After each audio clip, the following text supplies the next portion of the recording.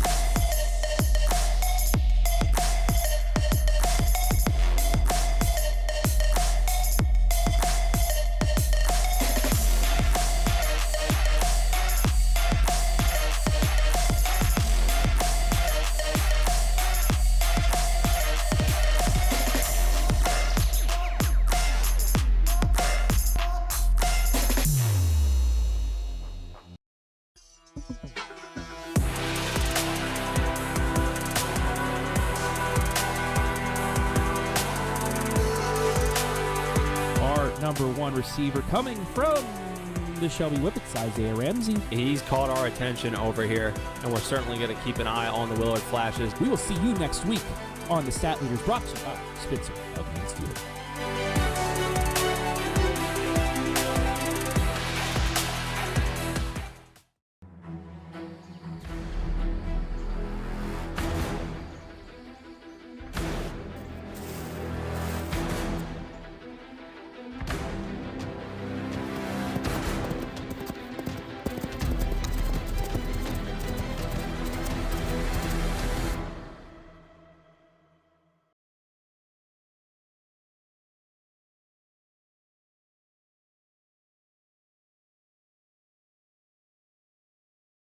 At Knox Community Hospital, your primary care physician is more than someone who delivers your test results, more than someone who writes prescriptions, more than someone who listens to your heart.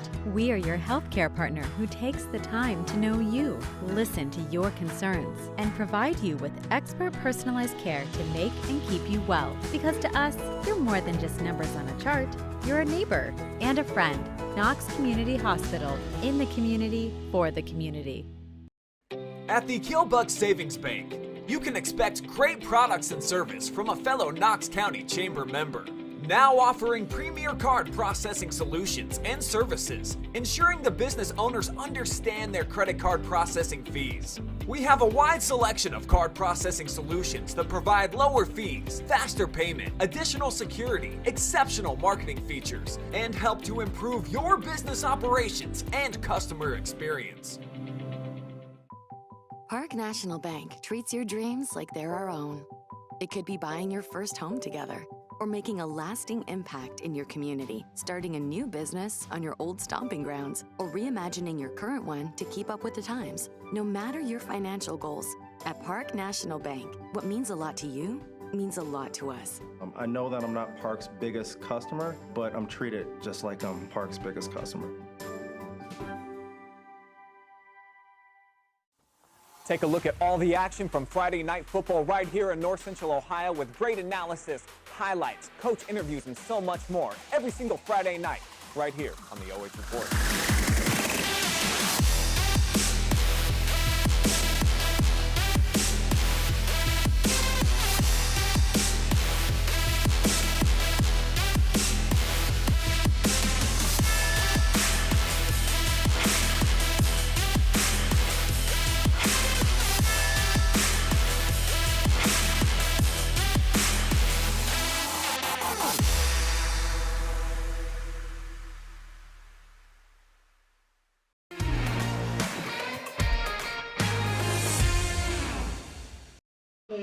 Welcome to the First Federal Community Bank pregame show. We're at Fredericktown Stadium, home of the Freddies. Andy Jardy alongside Travis Berardi, and what should be an entertaining game in the KMAC here tonight, Travis. Two teams trying to stay in the conference race, both with one conference loss. If either one of these teams loses tonight, it's going to be pretty much over for them and chances of getting to win the KMAC. Yeah, this is a big one for both. You know, both teams lost to Danville Northmor last week, 32-7, and Fredericktown 28-7. But not only the KMAC up for grabs still for these teams, but playoffs. Ah, yes. Lenardi's back, baby. He is.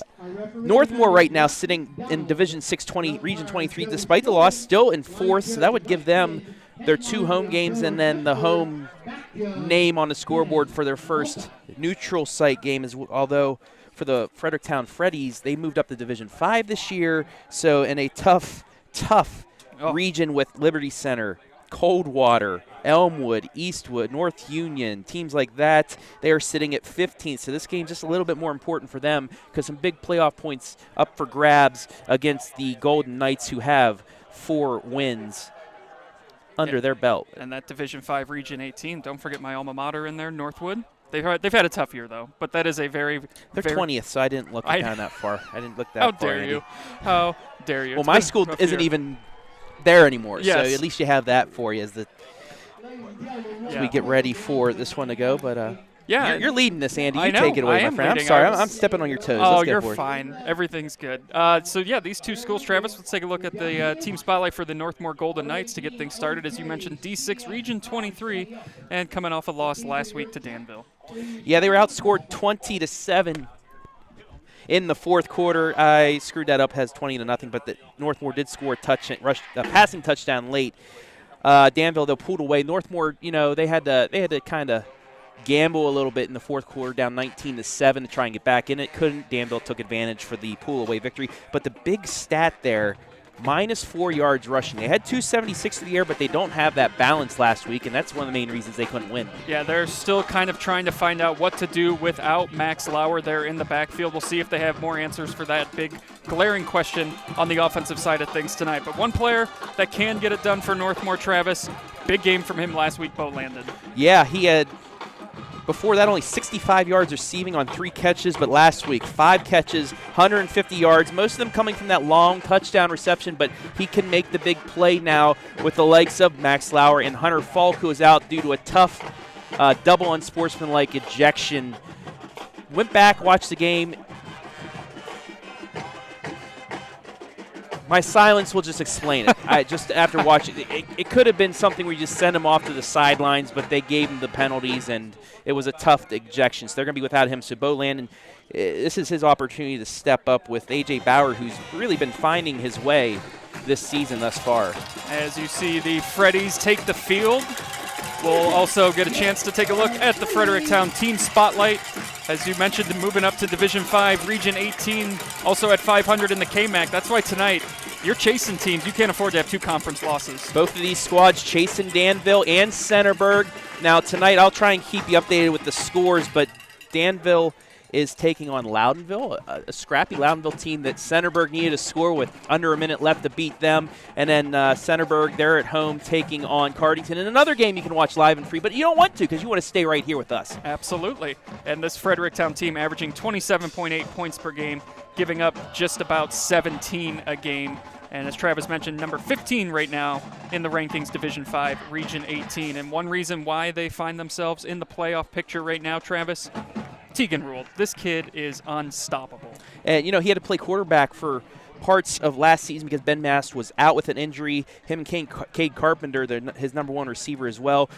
Injuries throughout the last couple games. They were able to get back for the last 2 games of the season. They won the first ever Freddieburg Trophy to knock off Centerburg, and they got them into the playoffs where they lost for a second time to these Northmor Golden Knights. They want payback. But now that Rule's back in that running back position, Carpenter's back at wide receiver, Mass is back in there.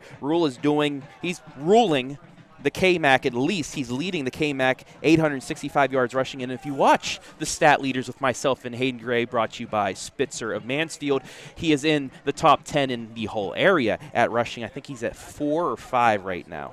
And he has 10 touchdowns on the season as well, which is tops in the KMAC. So that is our first Federal Community Bank pregame show as we get set for the kickoff now, just about 30 seconds away. It's about 60 degrees here at kickoff. Beautiful. This is football perfect. weather. It's about time. We were sweating profusely last week at Northmor as summer refused to quit.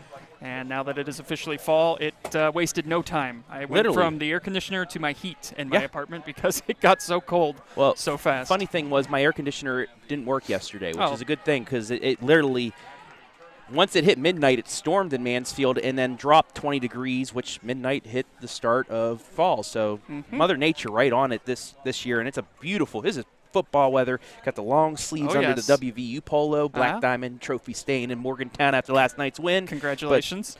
That's the lone victory I was able to get last night. But actually, no, the Indians too. Yeah, it was a good night in Cleveland. Guardians and Browns win. Magic number down to 5. Hopefully get that thing down to 3 later tonight. But we are just set now here as Northmor will kick off. The Freddies will receive, and they will take this kick right about at the 5-yard line. And out across the 20, 25, and brought down right about at the 30-yard line is where this Fredericktown offense will get things started. As we take a look at that starting lineup for the Freddies, brought to you by First Federal Community Bank. And it all starts, as we mentioned, Tegan Rule back there doing a lot of damage on the ground. Yeah, one of the leaders in the area. He has a good front, a big, tall offensive line. That's something that the Northmor defense is going to have to try and get. They're going to have to try and outrun them. They're a bit of a slower offensive line, but they can get the job done for Tegan Rule. First play is a handoff to who else? Tegan Rule, and he picks up just a few on the play, about 2, maybe 3, bring up 2nd down and 7. As we saw this Northmor defense, as you take a look at the CES Credit Union replay, this Northmor defense last week, Travis, they were in that game with Danville. They were just on the field, I think, too long. Yeah, the offense, you know, the negative 4 yards rushing really put them behind the sticks a lot. A lot of 3-and-outs, maybe 4 or 5 plays in a series before punting. And you know, any defensive line, if you're out there for most of the game, you're going to get worn down. Another handoff here, and once again, nowhere to go as the Golden Knights were waiting. And it's going to bring up 3rd down and long here for the Freddies as we take a look at those Golden Knights on the defensive side of things. Josh Naylor, one of the big players tonight, if he's able to get through that defensive, that offensive line, get some, separation, get in the backfield, he may be able to create some havoc there against this Fredericktown line. They're going to have to, really focus on him. 6 sacks leading the KMAC. Did you call him Josh Naylor again? Yes, I did. He wants the smoke. Charles You Naylor. want to know why? Because I have Josh Naylor in on the starting lineups. That's what I'm saying. Well, when he has a series like he did in Chicago, it's easy to. Like I said, magic number down to 5? It is. So 2 wins combined with 2 White Sox losses and then a win on Sunday. Could do it. Or a White Sox loss on Sunday, and they're going to be. I can't believe it. It's they're a fun time. 2 years ahead of schedule. It's a fun time and a fun team. So it is 3rd down. Scoreboard still says 1st down, but it is 3rd down and about 6. Or did they give him a 1st down, Travis? No, they did. It's 3rd and about 3 across the way. Yeah. But they got the 1st down there. There they did. They did get the 1st down. First one of the game for the Freddies. Nice pitch and catch. And that was something when we talked with Coach Hartley before. He wants to see a little bit more balance out of the Freddies. Absolutely. And even if it's a little dink or dunk, that's the rule once again as well. But, just get some – keep those corners on their heels. It was a good week of practice for Fredericktown. As we talked with Coach Hartley before the game, and scoring the last 22 points in their win last week. Asked him if that kind of carried over into practice this week, and he said it did. They had a great week of practice. Guys are starting to kind of understand their roles, and he likes where this team is heading in a very competitive KMAC. Yeah, this is a team that I said in our preseason preview, this was my favorite to win the KMAC. They, week 1 they lost to a Highland squad. Dane Nauman and company, only 17-14. They're they're a D4, D5 squad right there. They're in the MOAC now, but tough loss to Danville. That's the one downfall for them. Because that's going to be close to the first down, but short. It looks like he's going to be maybe 2 yards short, depending on that spot. But you can see Fredericktown, what they want to do, and that's get the ball to Tegan Rule. I feel like he's touched it on every play so far here tonight. And he's just a workhorse for this Fredericktown squad. I mean, he's got that big build as well. And he can just run you over. He can wear you down himself. 3rd and 2, ball is at the 48, high snap, and it is going to be kept, and he is brought down in the backfield for a loss. So the Northmor defense coming up big, and now it's decision time right about at midfield if Fredericktown will decide to go for this or punt it away. Yeah, going on the read option, but getting in on the tackle, Garrett Harvey, the linebacker, coming late for the loss of 2, and that's going to force a punt. So a nice job by the Golden Knights after giving up, the first down pass and a couple early runs, which will send back Xavier Mullins to kick. Northmor Golden Knights with 2 back deep. Now Hunter Falk, like we said, unable to play tonight, so they'll have a couple extra other players back there. Jackson Wenger being one, and now we will have a timeout by Fredericktown. That's tough. You want to take a timeout with them, Travis? Hey, why not? Let's do that. it. Yeah, we're watching high school football live and free on the OH Report.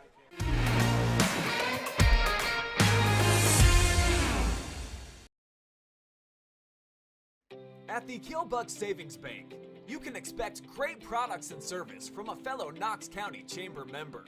Now offering premier card processing solutions and services, ensuring the business owners understand their credit card processing fees. We have a wide selection of card processing solutions that provide lower fees, faster payment, additional security, exceptional marketing features, and help to improve your business operations and customer experience.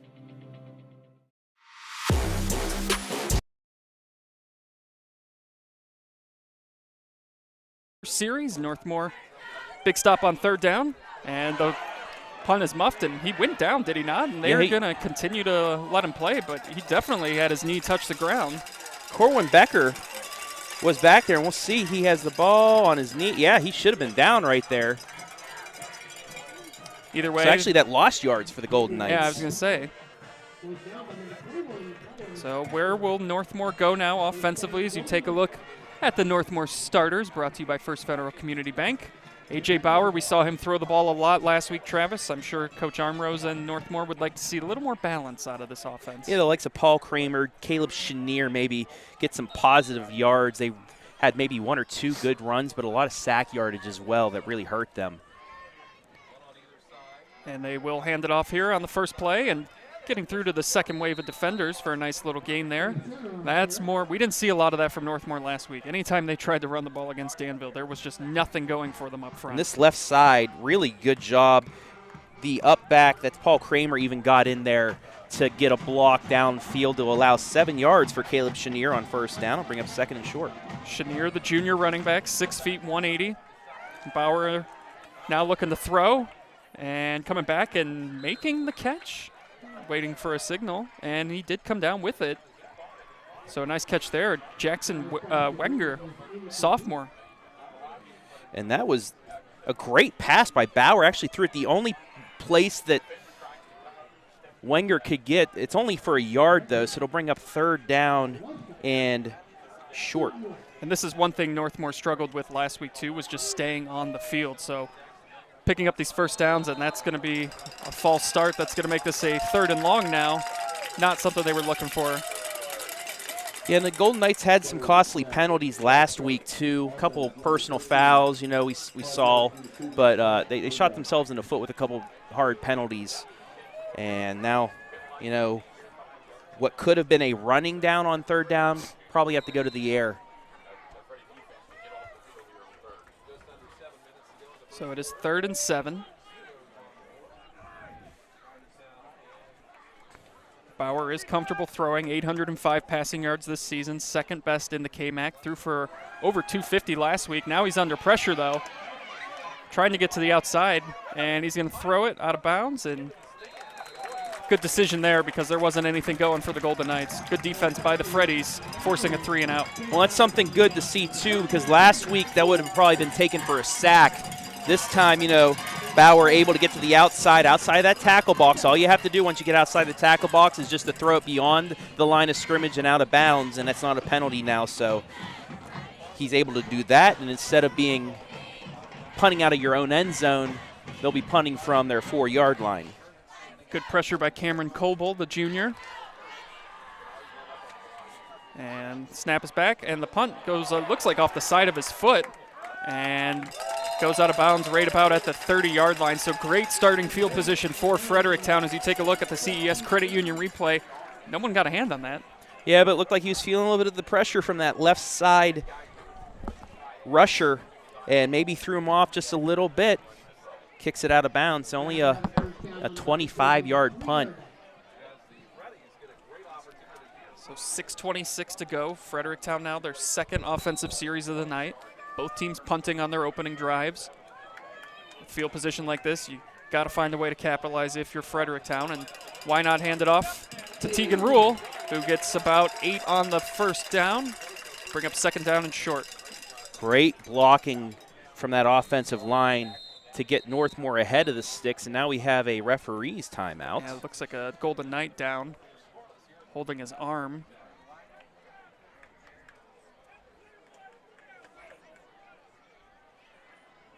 Hope he's all right. And while he's getting looked at, we'll take a break as well. You're watching high school football live and free on the OH Report.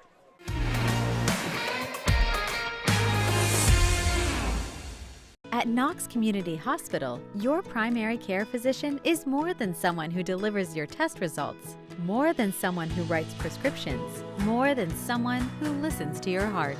We are your healthcare partner who takes the time to know you, listen to your concerns, and provide you with expert personalized care to make and keep you well. Because to us, you're more than just numbers on a chart. You're a neighbor and a friend. Knox Community Hospital, in the community, for the community.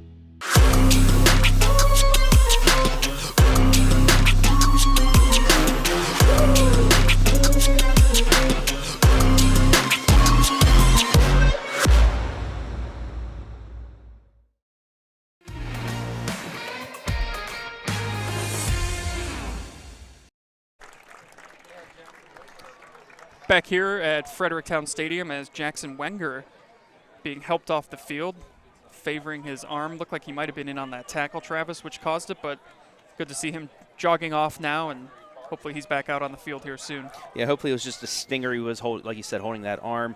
After the 7-yard run by Rule, 4 carries, 16 yards already, setting up the second and short. They call it 2nd and 3. It's Rule again, stiff arms, and then he is brought down. Not enough for the first down, so a nice tackle there by Northmor to bring up a 3rd down. Yeah, good job by that outside. Actually, that's Paul Kramer coming in from the linebacker spot, so only a gain of 2 brings up 3rd down and short. Score already from Centerburg. 6:32 left opening quarter. Centerburg up 14-0, so they're looking to remain in first place in the KMAC, tied with Danville, and they're doing well so far. Tyler Johnson touchdown run. We've heard a lot of that this year. Yes, we have. And also Gallion leading Shelby. 3rd and 1, and it's going to be a keeper and enough for the Fredericktown first down.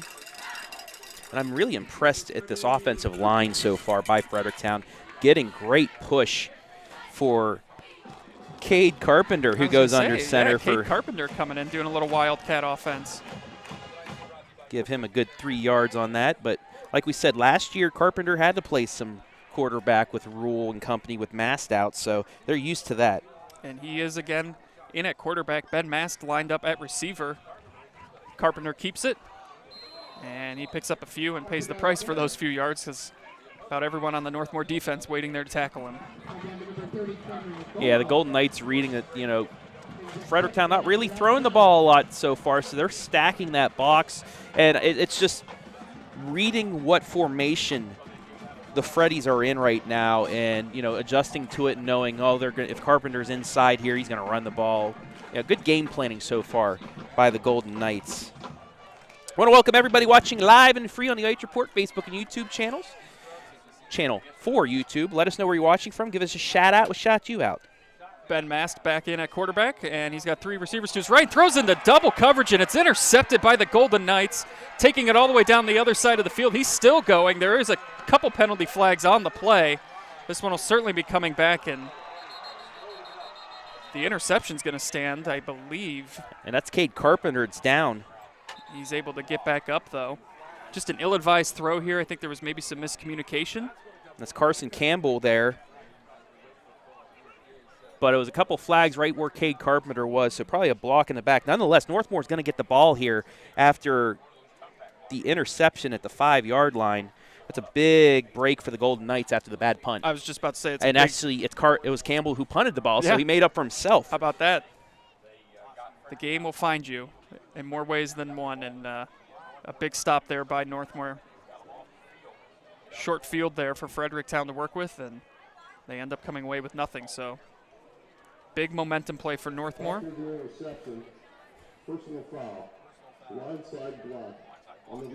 Blindside block, and that's what knocked Carpenter down. So they will mark it half the distance to the goal. So they will be backed up inside. So it was a 10-yard penalty. 10-yard line. So it happened at the 20. Took them back half the distance down to the 10. Golden Knights will start right there. Bauer in the shotgun. And he hands it off. And not much going there for Paul Kramer. Little extra effort, maybe got him another yard, but give him about 3 on the carry, his first carry of the night.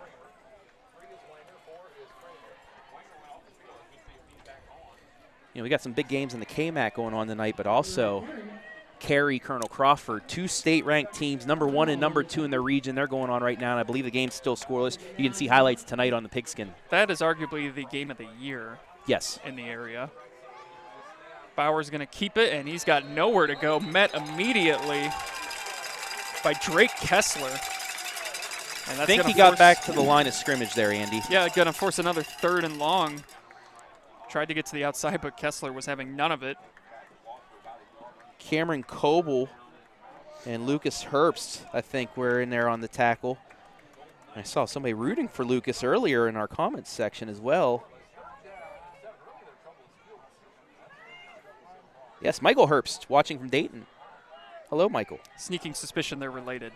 Maybe just a little bit there. 3rd down and 9. Can the Golden Knights find a way to stay on the field? Throwing it downfield is Bauer going up and coming down with the catch, and it's a 1st down for the Golden Knights.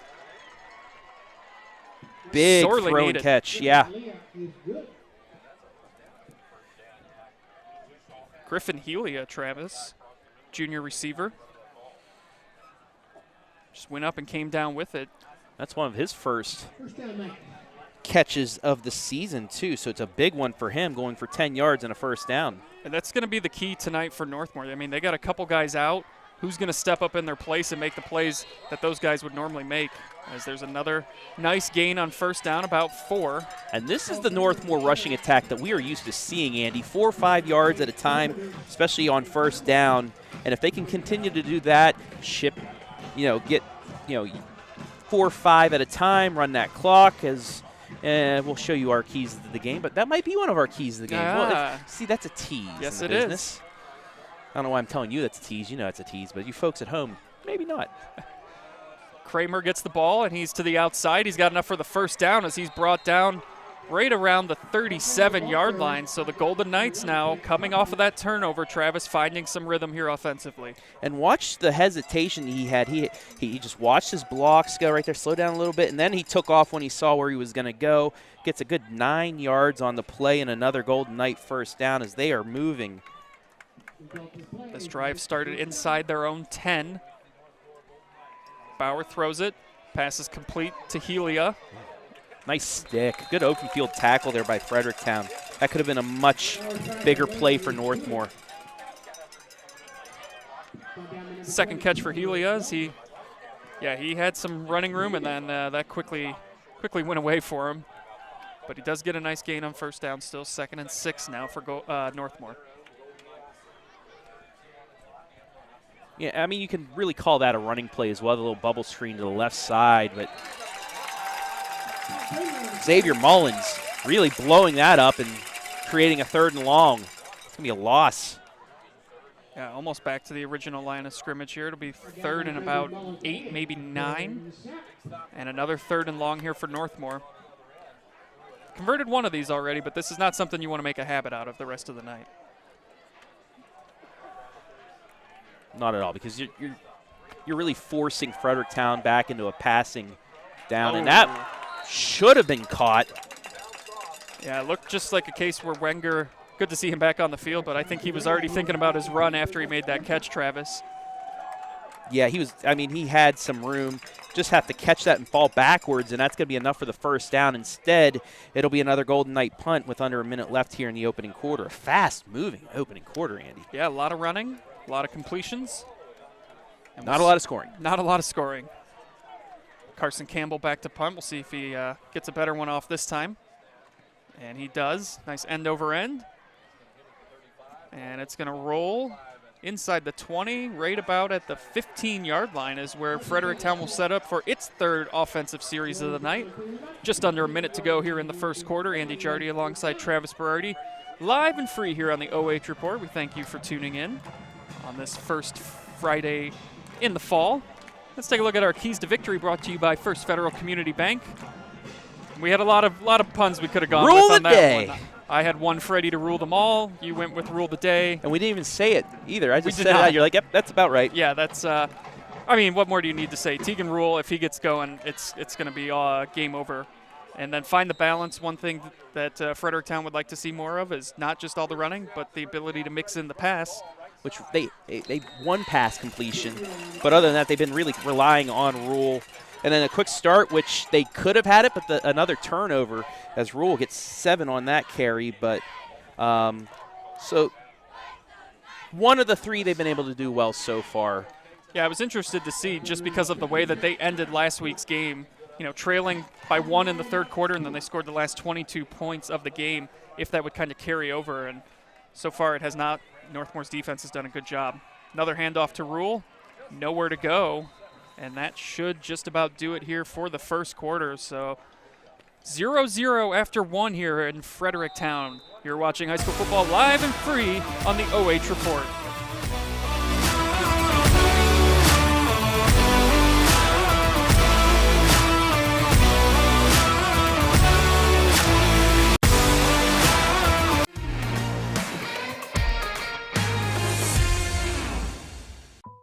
Park National Bank treats your dreams like they're our own. It could be buying your first home together or making a lasting impact in your community, starting a new business on your old stomping grounds, or reimagining your current one to keep up with the times. No matter your financial goals, at Park National Bank, what means a lot to you means a lot to us. I know that I'm not Park's biggest customer, but I'm treated just like I'm Park's biggest customer.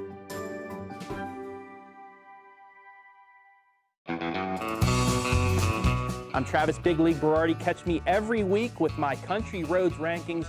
We'll go over the small school top 10 football schools here in the area.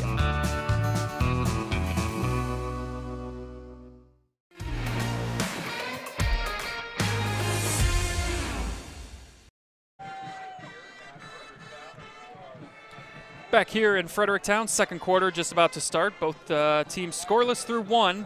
Andy Jardy alongside Travis Berardi. Quick first quarter.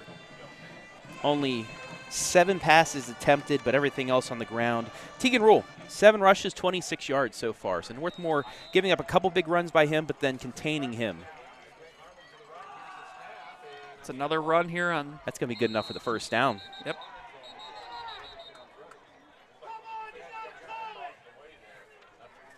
That will be enough for the first down. Only needed to get about 1 and move that scrum for about 2. As that you was see on the CES Credit Union replay. Mason Hoflich, the fullback, getting those muscled yards out of there. also getting the job done defensively this year, too. Third in the KMAC in tackles with 48. So a nice run to get the first down as the first play on the Alumni Roofing scoreboard. Handoff, and nowhere to go. Good pressure up front by Northmor. And sorry, Andy, but this is where we were talking about the balance. They're running more. Northmore is able to stack the box once again and stop Rule only after a yard, even though he fought for that. He was stopped in the backfield, but his just ability to get a yard or two, keep those positive yards going, but Northmore able to swarm that. Yeah, they've done a good job. I mean, what's his longest run on the night here? 7 yards 7 twice. yards? Okay.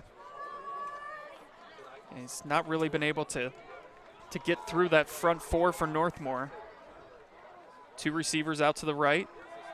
And looks like a little trick play here, a little hook and lateral. It's going to be out past the 40, still going. Makes a man miss. He's out across into Northmor territory and brought down at the 40-yard line. So the Freddies going into the bag of tricks and getting a big play for the first down. Oh, all I remember is hearing that the Boise State game, the lateral. And who is it? It's Tegan Rule. Of course it is. It's Tegan Rule. Love the creativity. And you just know, too, that, like, the kids are just dying to run a play like that in a game. You practice it, you do it in the backyard all the time, but when you actually get to execute it out on the field, that's got to be just such a fun feeling. So 30-yard play. Rule gets the handoff, and he spins ahead for about another yard or two, picks up maybe 3 or 4.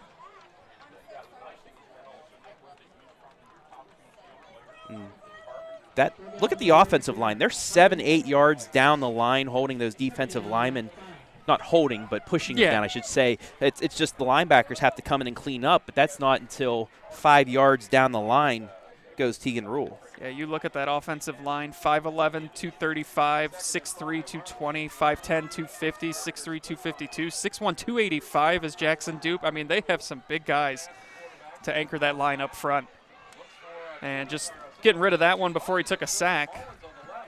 And there was a receiver there, so he didn't have to get out of the tackle box, but that was a smart play to just – he saw 2 Golden Knights coming at him. I don't know if that was supposed to be a screen or not. Let's take a look at the replay. I think it was maybe to the outside, on the left side of your screen, it looked like. But the Golden Knights had 2 guys coming in off the end, so instead he throws it out of bounds to set up a 3rd down, and we have a stoppage. So let's take a look at the Golden Knights' keys to victory, Andy. Yeah, and figuring out the ground game is one thing that we talked about that they're really going to have to figure out with Maxton Lauer still out with an injury. 21 yards so far in a quarter's worth of work. Tough as nails. Charles Naylor. Josh Naylor. Josh Naylor. Any Naylor out there? Yeah, he has this is a bit of a slower offensive line. Not saying that's bad for Fredericktown, but he's able to get off a block. He hasn't been able to thus far. He's getting double teamed. Great job by Fredericktown so far to contain him, but he's a playmaker. Like we said, 6 sacks to lead the KMAC so far. So if he can get a couple big plays, it may be able to change the momentum of the game. And then my final one, scrap it out. Max Lauer, he's out at least for a week or 2 more, maybe more than that. And then Hunter Falk, the really tough luck ejection. It wasn't for fighting or anything like that. It was just 2 unsportsmanlike conducts. Maybe, it just depends on the referee crew, literally there. I mean, some won't take anything, even if one thing's said or a little shoving fight happens, they might call it. And then another one, it was he had the ball, he tossed it back at somebody just to get it off of him. Referee saw it. That was.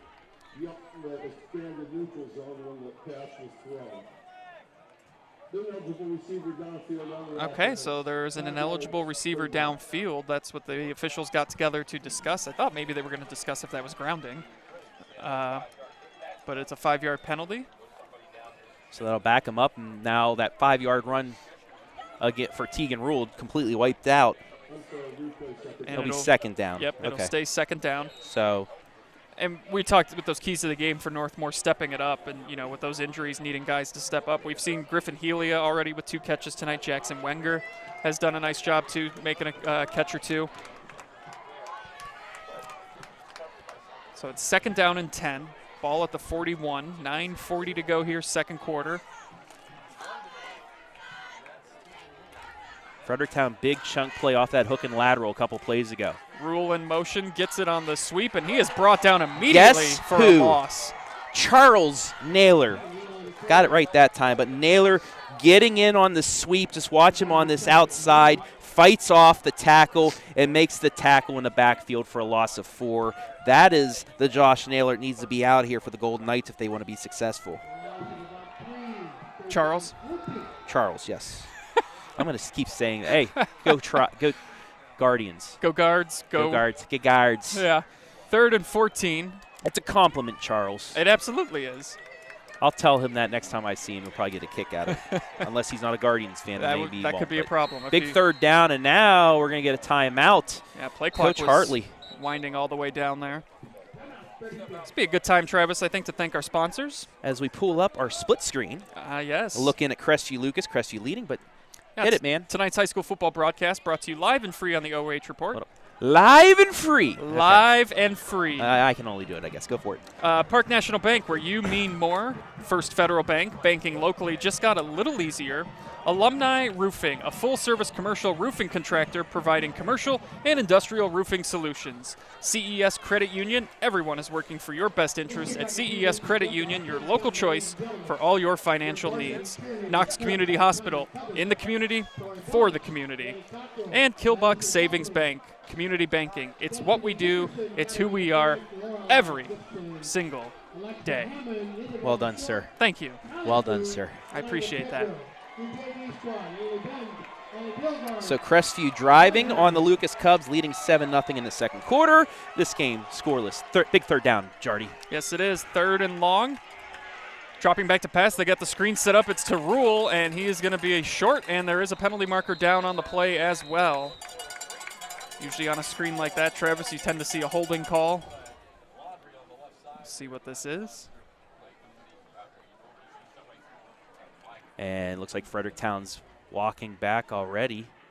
And if you're Northmor, you would probably want to accept this penalty. Yes. Even though they came up short of the first down, they're kind of in that no man's land. It's that 4-down territory. Yeah. It's 4th and manageable there. So we'll see what the call is right here.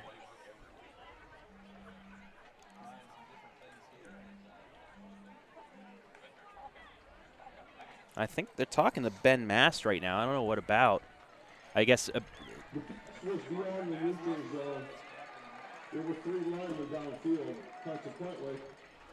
Ineligible man again. So that's the second time that's been called. Let's see on the replay. That is not a replay. I'm Travis Big League Berardi. You just wanted to see yourself again. That's fine. I get it. Give the people what they want. Well. Roads rankings. We'll go over the. Okay, so that was our replay, but something messed up. Anyway, tried to look at the. You just focus on that. 3rd down and 18. Ball back at the 49. Mast in the shotgun. He drops back, looking downfield. Now he's rolling out. Still looking downfield, and he's just going to dump this one away. Nobody open. And another stand by Northmor after the Freddies had moved into their territory. Able to knock them back, and a few penalties aided that drive coming to a halt. Yeah, that's just tough for the Golden Knights defensively to get that stop. And coverage sack pretty much forced the throw out of bounds, and now Fredericktown, they accepted the penalty, moved them back, get the stop. Now they're going to get the ball back instead of Fredericktown even thinking about going for it. Yeah, Xavier Mullins will be back to punt. His second punt of the night. The senior Freddie boots it from the 41. And taking it right just past the 10. And bringing it out right around the 23-yard line is where Northmor will set up shop here for this offensive series. 8:16 to go, second quarter. So can the Golden Knights get an extended drive going? They've gotten a first down here or there, but they need to get across midfield, maybe get something going here, because they really, getting little chunks of what they want to do, but not a lot. Yeah, they had something going on that last drive, picking up those 2 first downs. sometimes, you know, with where they've started on the field, they were inside their own 10 last time. Now they're just past the 20. It's hard to march the entire length of the field sometimes. And this run here on first down goes for very little.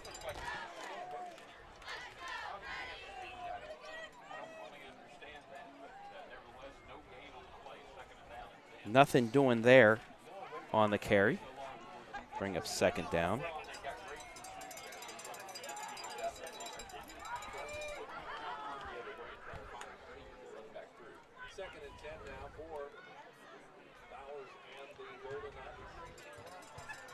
Play clock under 10 as the Golden Knights. Bauer is going to keep it, and he lunges ahead for very little. It's going to bring up third down and long again for Northmor.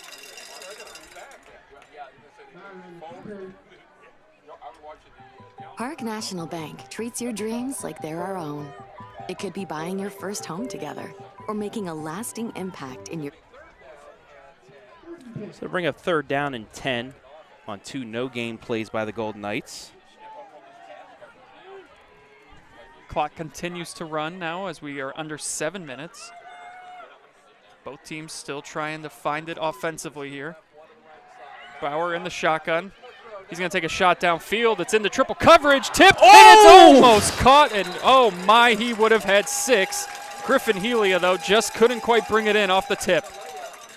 Wow.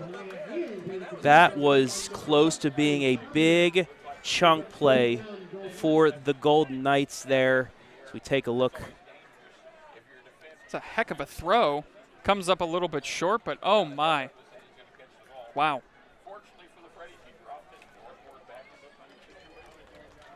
That was Cade Carpenter who tipped it, but he almost tipped it right into Helia's hands. And this snap goes over the punter's head, and is it going to get out of the back of the end zone? It is. And how about that, Travis? The crowd loves a good safety. It's 2-0 Freddies. Well, that's one way to get on the board.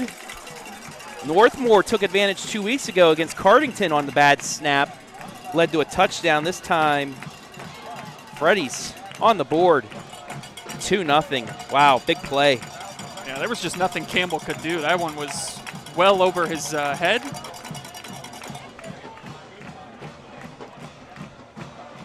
So the Freddies on the board with 6:46 left. And now they will get the ball.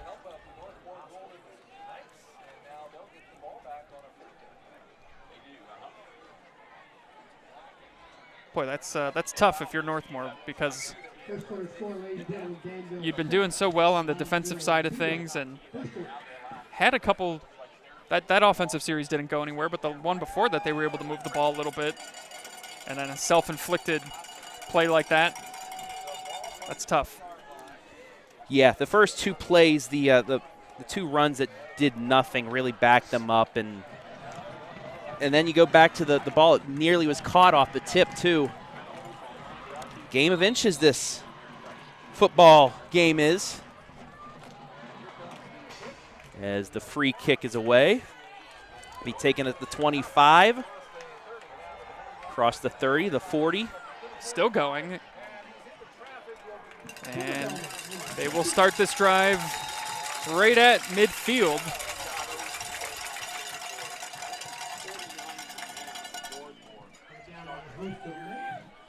So Fredericktown, a big opportunity here to score and get a 2-possession lead because of the safety.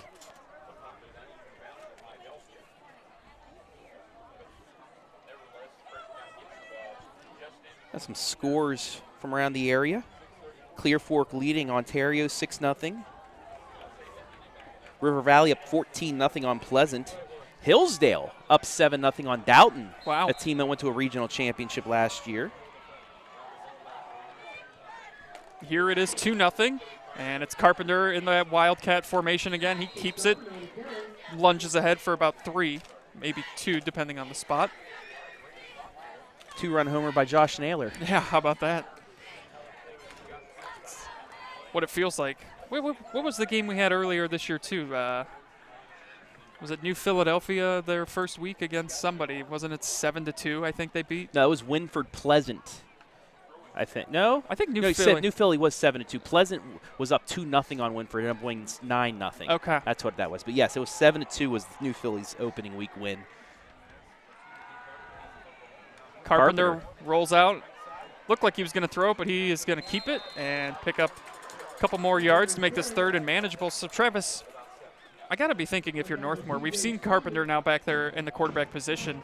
He has not thrown it yet, so do you just, I assume, expect he's just going to run it every time? Well, last year he did throw the ball some, so you still have to, respect that. But it's one of those things where Carpenter doesn't see his number one receiver that he's going to take off. And that's the case right there, as he was able to get 5 and make this third down in a long 3.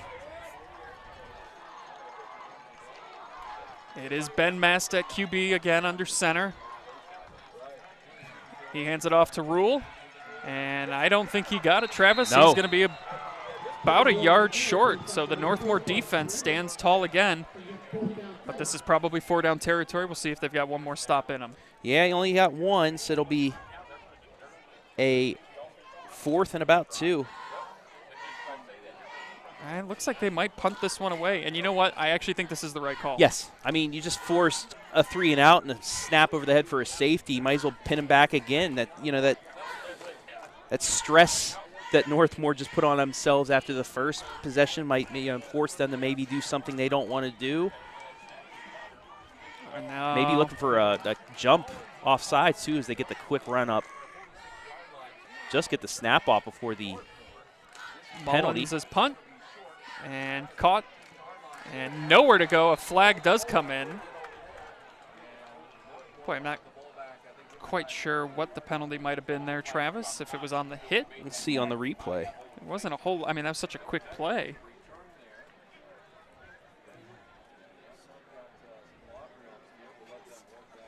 I didn't see anything on the replay either. Was there maybe a face mask? It's on Northmor. I was unfortunate. Oh, here we're going to get the call now.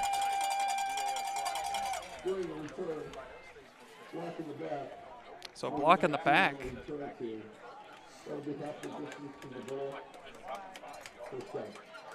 So it'll be a 5-yard penalty, but it'll back them to their 5. So this is now the second drive, Travis, where Northmor has started inside their own 10. They have not made things easy on themselves. Not at all. Just nowhere to go on this run either. And that's why you punt the football. Obviously it was aided by the block in the back. They were probably going to start somewhere around the 15. And that's the 3rd run by the Golden Knights that have gone for no yards. We saw that so much last week, too, against Danville. They just could not get anything going. And it seems to be the same thing here tonight. So big possession here for the Golden Knights. At least get out of their own zone a little bit. There's 3:30 left in the half, too. Maybe just go into the locker room down 2-0. Handoff, sweep to the outside, and not much on that play either. And Chenier is pushed out of bounds, so that helps out Fredericktown on that play as well. So he gets 2 yards on the run, but stops the clock with 3:30 left in the half.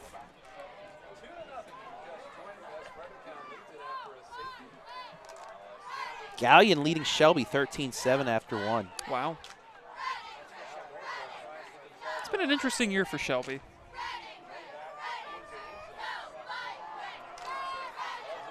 Third down and 8. 3:30 to go until halftime. Play clock down to 3. Referees tell them to reset it. And they throw a flag. We got a timeout, and then we had a false start down here, but I think the timeout came before the false start, and that's exactly what they're going to say. Yeah, Northmor gets the timeout. I actually think he was going to signal delay a game. Either way, it doesn't count. The timeout was called, and Northmor just trying to find a way to pick up this first down and keep that offense on the field. As you take a look in on our split screen. So that drive we were seeing by Crestview, Lucas forced a fumble, but now Crestview getting the ball back right before the half. See if I can get a score update on that Carey Crawford game.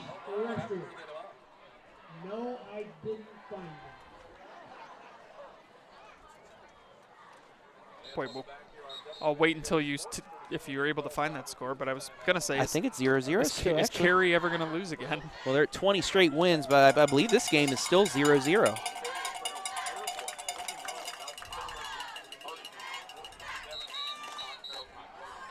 Reset the play clock again. There they go.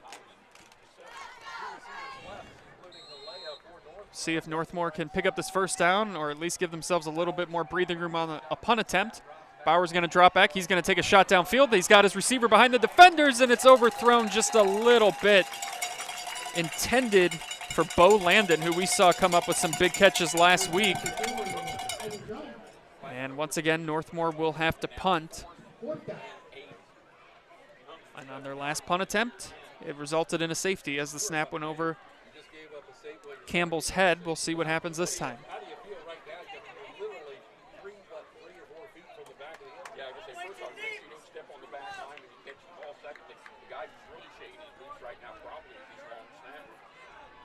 So, good snap this time by Northmor, so they'll get it away. And it takes a bounce at the 40. And it'll be good starting field position for Fredericktown again. Already in Northmor territory as they will start at about the 48-yard line. 3:13 to go until halftime. I think a big exhale from the Northmor sidelines. They got that one off without any issues and are at least able to move the Fredericktown offense back a little bit. Yeah, that was a good punt there. Good snap, nice punt, gets it out to about midfield. That's the best situation you could have for the Golden Knights. Now it's, can they keep Fredericktown off the board with 3:13 left? Rule gets it on the handoff, lowers the shoulder. Picks up about 6 on that first carry of this drive. Bring up 2nd down and 4.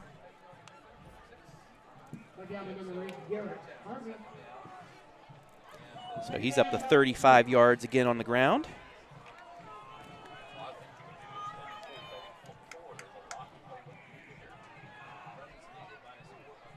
.245 and counting to go.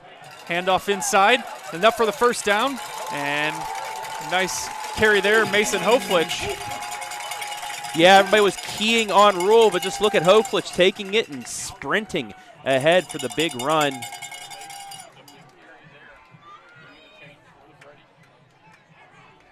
.14-yard run for him in a first down. It's Hoflich again. Just kind of falls over the pile of bodies there. But another positive gain. Fredericktown starting to move the chains, starting to play with a little bit of tempo here on this drive. And it's working out to their advantage. They have one timeout remaining, along with, the clock stopping due to every timeout. Mast in the shotgun. And a fumble in the backfield. And let's see who got it. I don't know if Mast was able to fall back on it or if the Golden Knights have just forced a huge shift in momentum. And a penalty flag comes in. Maybe some jawing there.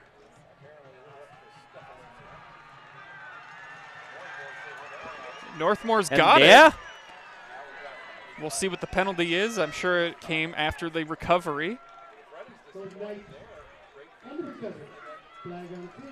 What a stand by Northmor. Just Masks tried to hand it off.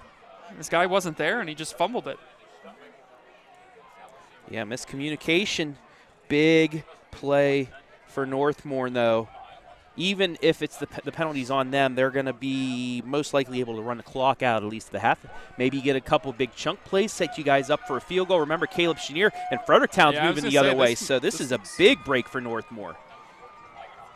After the fumble recovery, dead ball, unfortunately on conduct, number 3 on Fredericktown. So it was on Mast. And that's now this is kind of the same situation for Hunter Falk last week. If Mast gets one more unsportsmanlike, he's ejected. That's their quarterback. So he's going to have to just watch himself the rest of the way.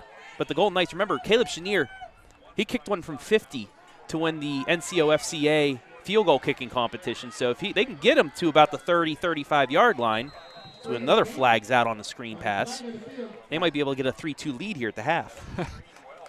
3-2 as we go to the 7th inning stretch, and this one's going to be on Northmor. And it's going to be a hold. And that's tough because you had just, I mean, that was going to be a nice little play right there on a screen to Kramer. But they're now once again backing up. Take a look at it.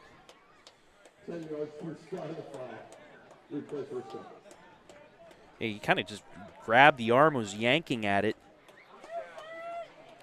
Boy, I'd be very curious to see, too, though, what happened on that unsportsmanlike conduct with Mast. I mean, he was the only Freddie at the bottom of that ball. pile. I don't know, maybe if he was trying to shove people off of him, maybe through, fighting for through your an elbow, life at the bottom of those. Bauer throws it to the outside. His pass is complete. And getting out of bounds to stop the clock, Caleb Chenier. So that's going to get the penalty yardage at least back. So they get that for about 7 yards.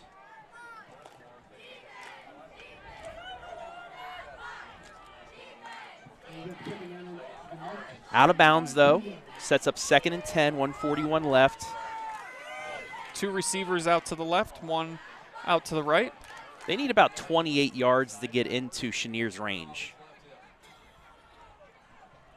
And they have 1 timeout left, too. So they could do a lot here. First, they got to cross midfield for the first time. Yep. And the handoff is to Chenier. Nowhere to go. So bring up 3rd and long, just now under a minute 30. Trying one of those quick draws, but Fredericktown not buying it. That was Xavier Mullins once again in on the tackle.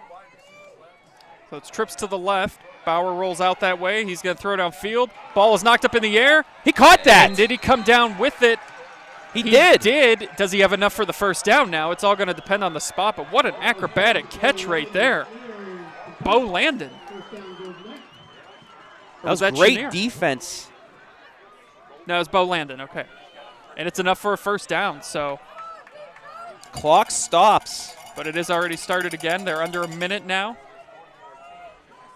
A huge pickup for Northmor keeps this drive alive. Bauer drops back. He's going to take a shot downfield for Landon again, and it's overthrown incomplete. Clock will stop with 46 seconds to go. And another flag on the play. Boy, all of a sudden it's like on the weekends in the dorms when all of a sudden everyone has to do laundry. That's what this feels like.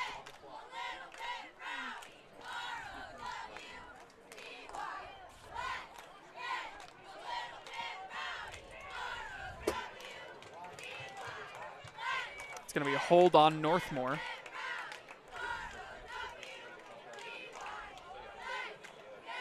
Northmor broke that huddle. They were ready to run this next play, and the officials still had to make the call and mark the yardage off. But Golden Knights, a little pep in their step right now after that acrobatic catch.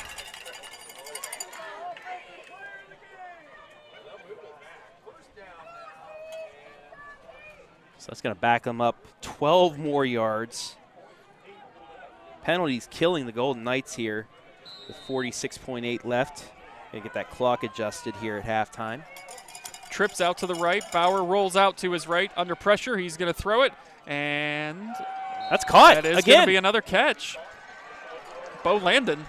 I mean, we saw him last week make some some big catches against Danville. This will keep the clock running though. 30 seconds and counting.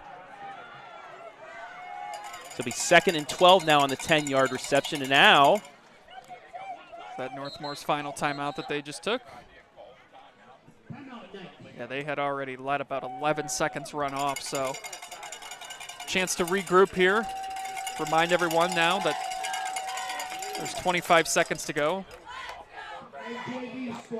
So they got to be quick if they do not get out of bounds or pick up a first down to get up there and spike that ball and clock it.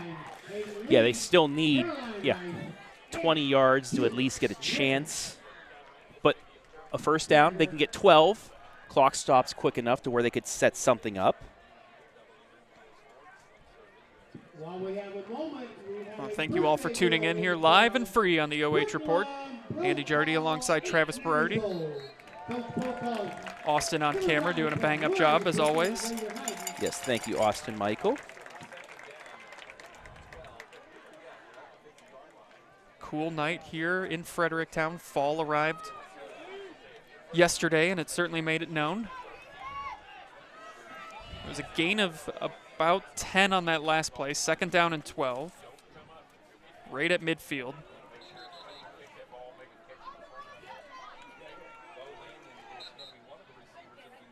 Reset the play clock.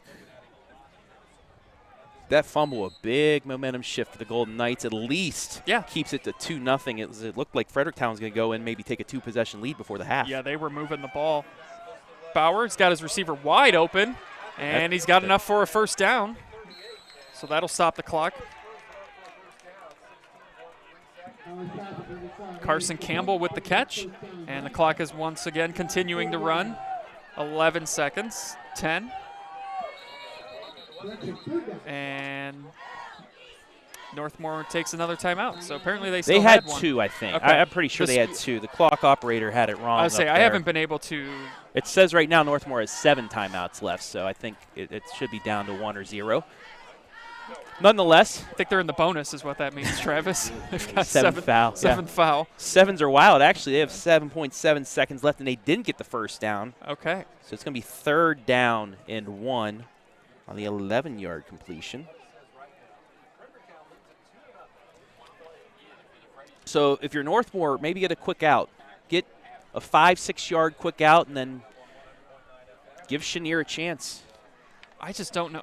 7.7 is that works in college and the NFL. I don't know at the high school level, Travis. Sometimes that you just don't have enough time. 7.7 is a lot faster at this level. You either go for it all, or you give yourself at least a chance. Yeah. So we'll see what they do here. It might be something too where Bauer looks for the quick out, doesn't see it, and then just goes for it. He's going to roll out. He's going to roll for it. And they're going to go for it all, and he is going to be brought down in the backfield. What a way to end the first half for the Freddies. As we go to the break, it's 2-0. Fredericktown, as you take a look at the replay, getting in and bringing him down in the backfield. That is how we end the first half, 2-0. You're watching high school football live and free on the OH Report. Don't go anywhere, though, because we've got the marching bands coming up right here at halftime.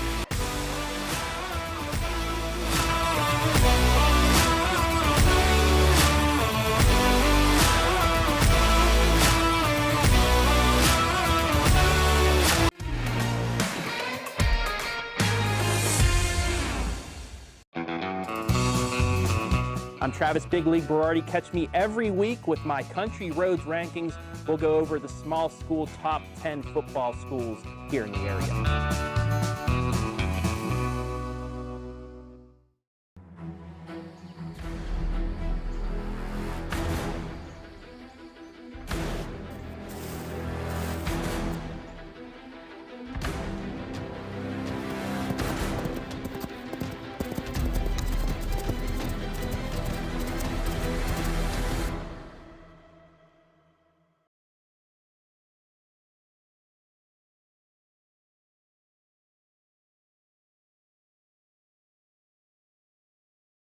At Knox Community Hospital, your primary care physician is more than someone who delivers your test results, more than someone who writes prescriptions, more than someone who listens to your heart.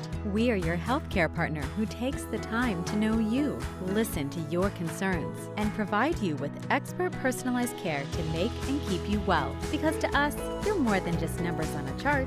You're a neighbor and a friend. Knox Community Hospital, in the community, for the community. At the Keelbuck Savings Bank, you can expect great products and service from a fellow Knox County Chamber member. Now offering premier card processing solutions and services, ensuring the business owners understand their credit card processing fees. We have a wide selection of card processing solutions that provide lower fees, faster payment, additional security, exceptional marketing features, and help to improve your business operations and customer experience. Park National Bank treats your dreams like they're our own. It could be buying your first home together, or making a lasting impact in your community, starting a new business on your old stomping grounds, or reimagining your current one to keep up with the times. No matter your financial goals, at Park National Bank, what means a lot to you means a lot to us. I know that I'm not Park's biggest customer, but I'm treated just like I'm Park's biggest customer.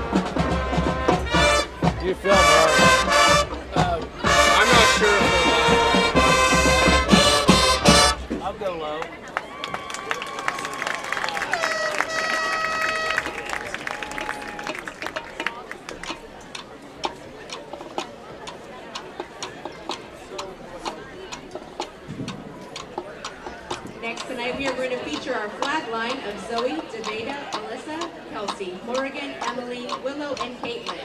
Scary Animal song number 2 tonight is from a 1993 Steven Spielberg film with music by the legendary diving score composer John Williams. Located on a tropical island full of cloned animals, cold-blooded animals, this is prehistorically scary Jurassic Park.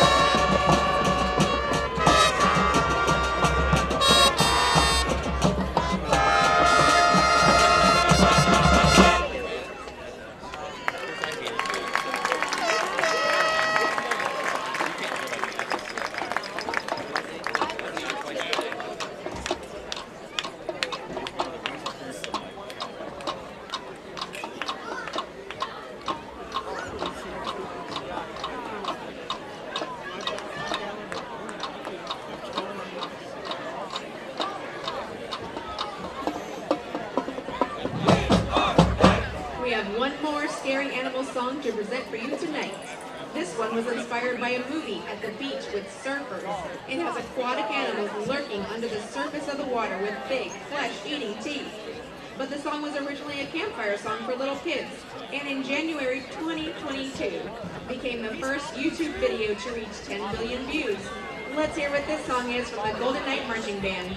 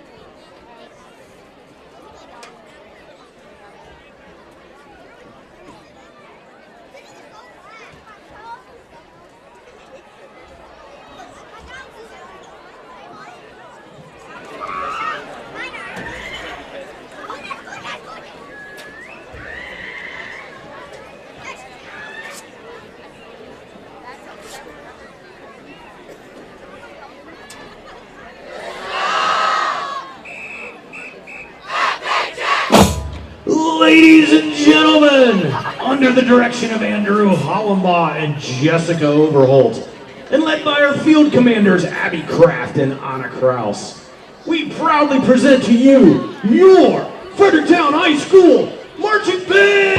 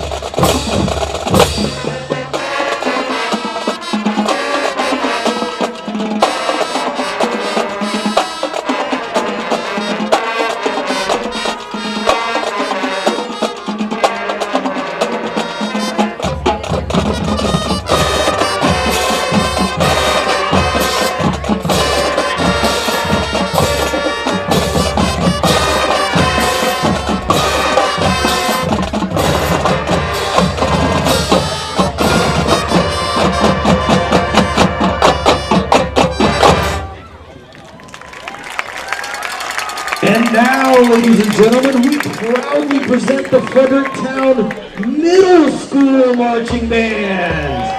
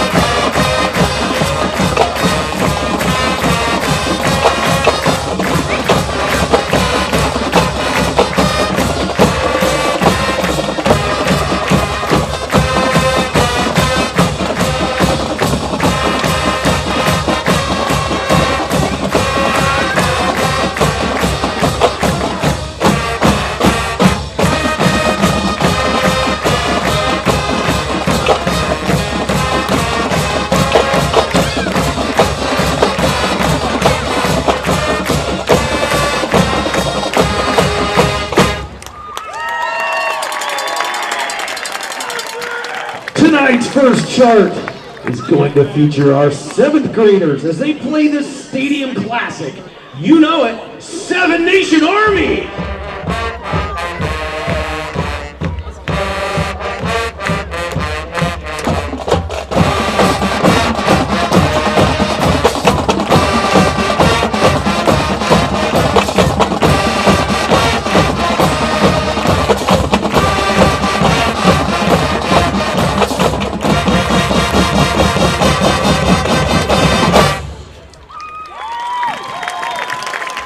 Now our next chart will feature the 8th grade band playing the official rock and roll tune of Ohio. You know it, so stand and groove as we play Hang On Snoopy.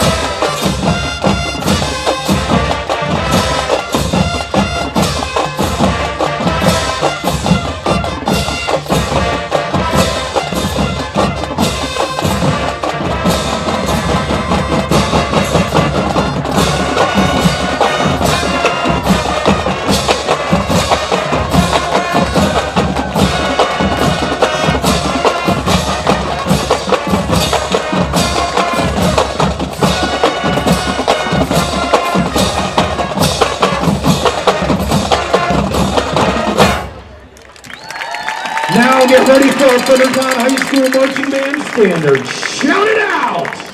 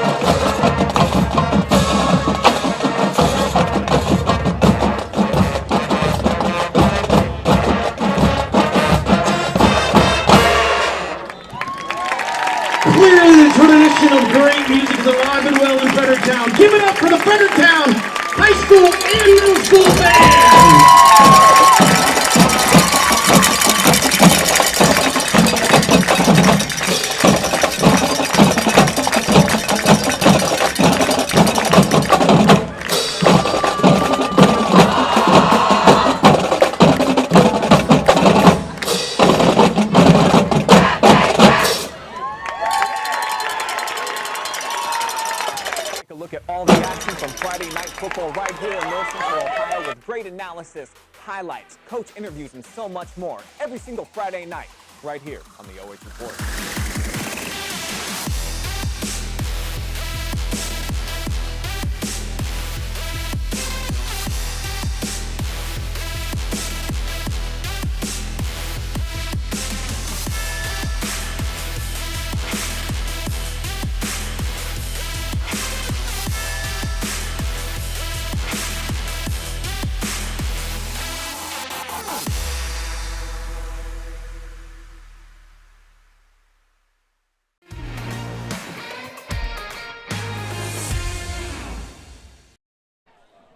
Welcome into the First Federal Community Bank halftime show, as it is 2-0 at the half. You're right, 2-0, folks. Fredericktown leads Northmor, and as we get a look now at the stats brought to you by First Federal Community Bank, Travis, not a lot to put in there. That was a quick graphic to update. Rushing yards, Northmor, not -4, but not too much better. They have 23 rushing yards total, 41 passing, 32 of those coming on that last drive. They finally got some momentum going other than the sack. I mean, they're one play away from maybe getting a field goal to end the half, but I'm pretty sure they get the ball to come back out here in the second half, but maybe they can use that momentum. On the other side, Centerburg, 37 passing yards, 30 of those came from the hook and lateral. Rushing yards, Tegan Rule doing most of the work. He has 12 carries for 35 yards, and that's pretty much all we got for that. Yeah, the only scoring in this game coming on a safety on a punt. The snap went over the punter's head and out of the end zone, and that got us to our 2-0 lead. As one thing I want to mention, too, that halftime performance from the Fredericktown marching band and Northmor's we were told by actually the Northmor coaches before the game said that make sure you pay attention to the Fredericktown marching band because they are phenomenal. As advertised and more, they even brought the middle school out there that played just as good. We have them, I think, 2 more times. One in the Freddie Bird game, I'll be there for that, but one other time. I hope I'm here for both because that was awesome by both bands. Yeah. Although, I heard Baby Shark for his 16th time because I cover Northmore all the time. But other than that, both bands phenomenal. Fredericktown, hey, hats off to that band down there in the south end zone because that was just it's a show. Awesome. It's a show. That was awesome. They were into Bravo. it. Yeah, it was great. I mean, we've seen a couple D1 and some D2 marching bands, and they were just as good as any of the schools that are much bigger than them. That was incredible from Fredericktown, and I was happy too, because anytime I'm at a Northmore game, Travis, I'm usually at Northmore, so I don't get to hear the marching we're on the other side. This was the first time I got to hear them, and they were terrific as well. I was excited to hear Baby Shark. I don't know about you. Jurassic Park was great too, if I may add. Terry Fisher, hello again from sunny Orlando. Great to see my sister, husband, and 2 nephews playing as alumni in the Northmore marching band last week. Also have 2 nephews in the current Northmore marching band, so she got to see it. People watching from Kentucky. Everybody else, I'm getting ripped on by, I think, Charles' mom. Charles could care less about baseball, but nice try. Okay, backstory. Andy works also for Valley Sports Networks. He works with the Indians on the baseball side, so that kind of got me out there. I'm sorry, okay? I'm sorry. I didn't mean to. Although Josh Naylor, a big key to the success of the inning, so it's a compliment. I'm sorry, Charles. I'm sorry, Emma, everybody, but yeah. Good grief. I knew that was going to happen. I knew that was going to happen. Charles Naylor had a big tackle, though. He did. Earlier here. It was right before the fumble as well. Can the Golden Knights build off of that momentum? We'll see. And it was Logan Hansen getting the sack right before on the final play of the half that prevented Northmore from any chance of thinking about getting maybe a field goal or something before the break. So it is 2-0. This has been the First Federal Community Halftime Show. As we get set for the third quarter, Northmore will receive a couple drives, Travis, where they looked like they were starting to put something together, but just unable to sustain it. They've had some tough starting field position all night, and Fredericktown hasn't really been able to figure out the Northmore defense either. This has been a slugfest on the defensive side of things, and that's why we're at a 2-0 game. Yeah, but, the defense from Northmore, bend but not break as well. I have some halftime scores from around the area as well. We'll get them after this return, as Northmor will get some pretty good field position to start this second half. Halftime scores from around the area. You can also catch all of the final scores on the Friday Night Pigskin at 11:30 tonight. Mount Gilead 16-6 over East Knox at the break. Clear Fork right up the road up 13, 27-7 over Ontario at the break. All these scores at halftime. West Holmes steamrolling Worcester 41-0. Goodness. Galleon, shocker, going into the break up 27-14 on Shelby. Cary and Crawford, the big one. Crawford leading 3-0 at the half. Woo. Mohawk up 15-0 on Upper. Sandusky, Centerburg with a 7-point lead over Cardington, and Crestview leads 10-0 over Lucas. Chenier on the carry here for Northmor. Doesn't have much going, as this Northmor offense just cannot seem to figure it out on the ground. Although it is a bit of a start because at least they're getting yards. They had 3 straight carries of 0 yards towards the end of the half. Progress. Progress. The key is to stick with it, too, and not just well, you have to open abandon up the it. pass. Yeah. You're able to get a couple lucky catches. And there's an interception the other way. It's off the hands of Helia, and the Freddies come up with their second interception. Or their first, excuse me. Fredericktown the interception, yes. But it's another tip drill. I mean, we've seen about 4 of those tonight. And I was just saying, the run opens up the pass. If you get only 1 or no yards on the carry, they're allowed to sit back, and that's what they did.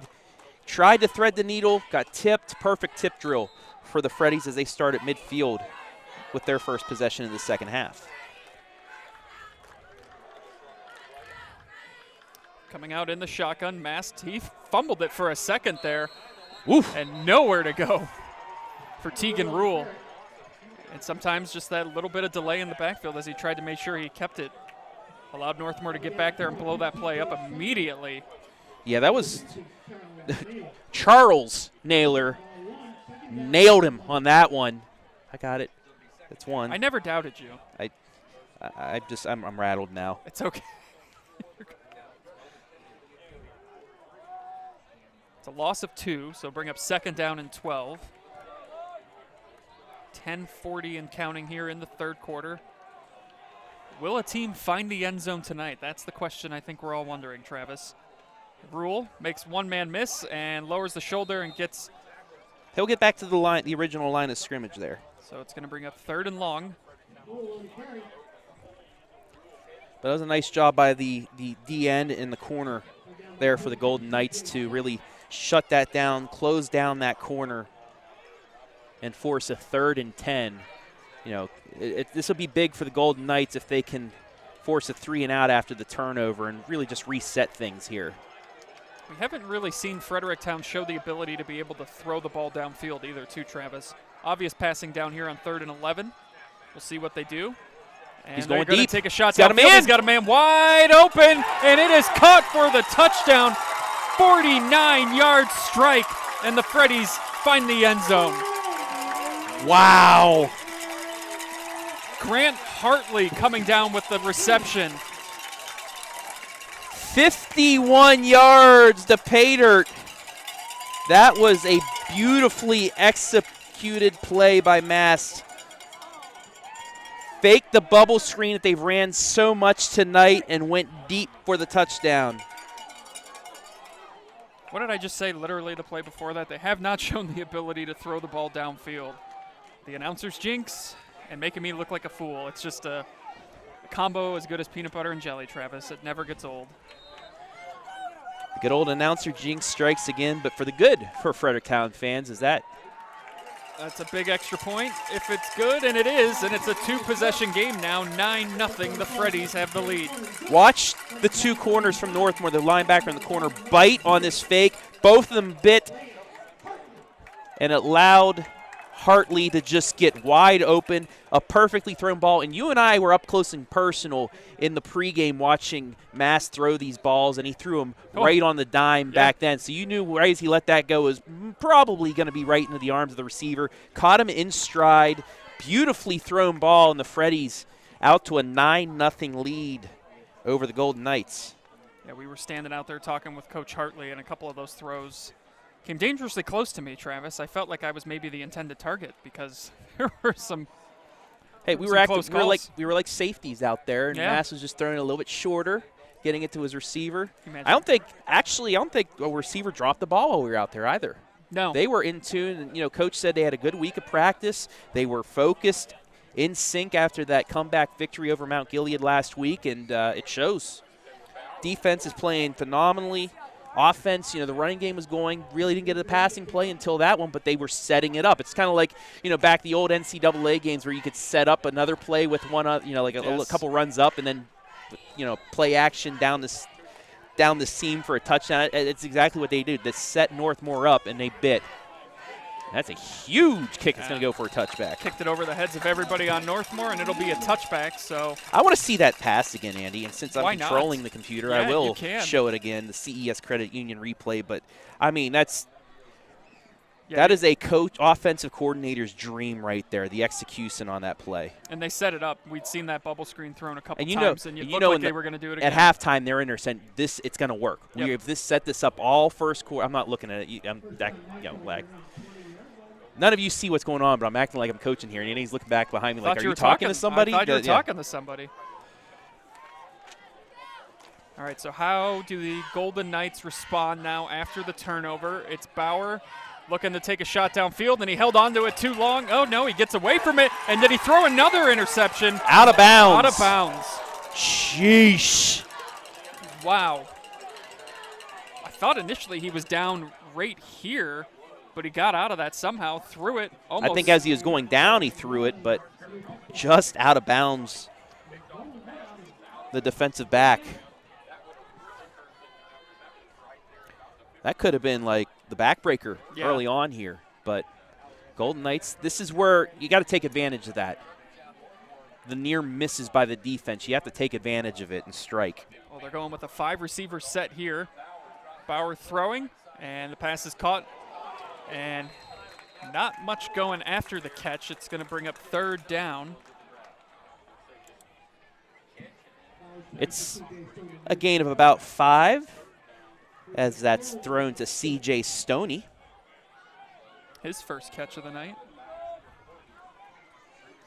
Gain of 7 officially, so it's 3rd down and 3. They have to get to the 30. Bauer's got his receiver wide open, and it's enough for a Northmor 1st down. Bo Landon. Right place, right time, and it's a much-needed 1st down for Northmor. 3 catches for 10 yards for Bo, and that moves the chain. So Northmor, like I just said, a near miss on the interception turns into 2 more completions, and they're starting to move the ball a little bit. But now, they're going through the air. Can this set the run up? There's another pitch and catch. And did the ball come out? Was that a flag or a ball? I think it was that the ball. Now there's a flag. There's 2 Multiple flags. Boy, we saw this last week too, Travis. It just got really chippy in that Northmor-Danville game. And I saw the Northmor sideline erupt. I don't think they liked maybe the way that play ended. I don't even know who that was completed to. I think it was completed, again, to C.J. Stoney. A lot of jawing going on, a lot of... Yeah, I don't know if one of these might be like a sideline warning. So we'll wait and see what happens. That went for a good 7 yards on the play. We'll take a look one more time at this. But watch, I'm pretty sure it's Max Lauer on the sidelines too, Travis. You see him have a pretty raw reaction here, screaming at something. I don't know. Yeah, but I think he's yelling for the flag. Yeah, I don't know. He wasn't out there. He's just yelling at the side. I don't know. We'll have to see. Nonetheless, it's a 7-yard completion to Stoney, and then we'll see what the penalty happens here too. All right, let's listen in. The pass was completed. It was fumbled and then recovered by Northmor. After the play, personal foul, unnecessary roughness on the offense. Personal foul, unnecessary roughness on the... So it was offsetting personal fouls. So after all that, it's a gain of 6 and some jawing going on, offsetting penalties. So the play happened. It was after the play. Second down. You have 1 strike against you, you get 2 strikes, you're rejected. That's all that is. If they're offsetting, do they count against you, though? Yes. Bauer takes a shot downfield, and went it's through his in and out of the hands. hands. Wow. A heck of a throw from Bauer. Chenier was there. He gets behind all 3 of the defenders. A perfectly thrown ball. Just unable to corral it.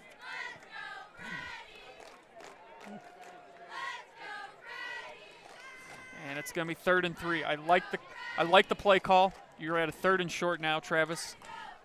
You got to take a shot. And they're taking all the shots. 5 receivers again. Bauer throwing complete, and it's another Northmor first down. So I know we talked about not abandoning the run, Travis, but it looks like that's what they're going with right now, and it seems to be working. And he's hitting C.J. Stoney again on these short outs. Another 7-yard gain to him.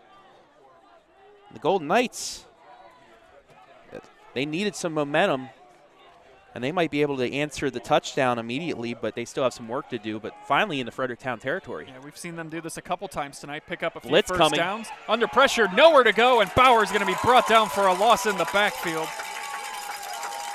Big-time play by the Freddies defense. Something I just saw with the Northmor receivers, they see his quarterbacks in trouble, and they don't come back to the ball. They just stand around. You can't do that and think your quarterback's just going to pull a Lamar Jackson and escape. You have to come back to your quarterback and help him out. They have not been able to do that tonight, and Fredericktown's been taking advantage of that with the big sack of 8 yards. 2nd and 18. Just when they looked like they were getting something going, a big sack there. Bauer throws, it's caught. They'll get most of the yards back that they just lost. Or did they? Okay, it's complete. No, it is not complete. It's an incomplete pass. It'll be 3rd and 18. No, referee said he was out of bounds. So 3rd down.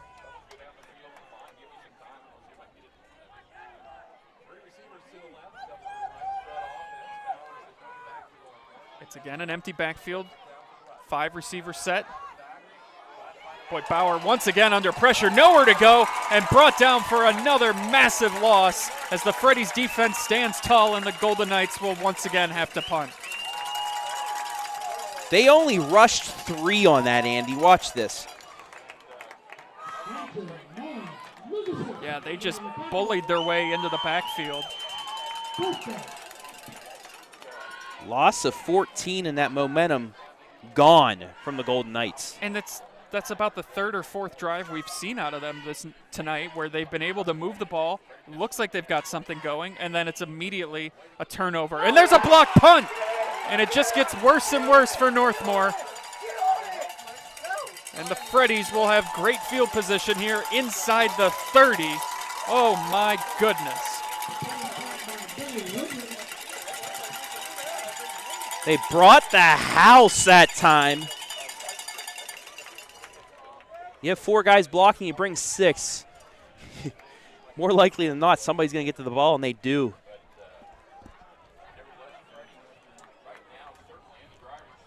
So now Fredericktown with a chance to really take control of this game. Yeah, it's only 9-0. It feels a lot worse because of Northmore's inability to just continue to move the ball and find the end zone. A touchdown here, if they go just for the extra point, will keep it a 2-possession game. But it's just with the way Northmore's offense hasn't been able to get anything going. They can't afford to get down by too much more, and that looked like some movement up front. It's going to be offsides on Northmor, so I think there's some frustration brewing for the Golden Knights right now, Travis.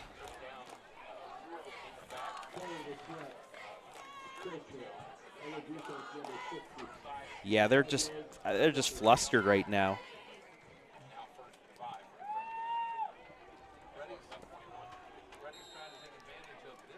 So the ball now at the 21. 6 penalties, 46 yards for the Golden Knights. Handoff to Rule. Gets maybe 1 on the play. And they've done a good job, Northmor has, of really keeping him in check tonight. Leads the KMAC in rushing yards, and he's had a couple runs for 7, 2 7-yard runs, but they've done a really good job. Yeah, he hasn't broken more than 7 yards, and he only broke 7 twice. They give him 1 on the play. It's 2nd and 4. Yeah, the penalty was big. Even a 1-yard gain, that's gives you a manageable. Toss to the outside is going to be enough for a Freddies first down.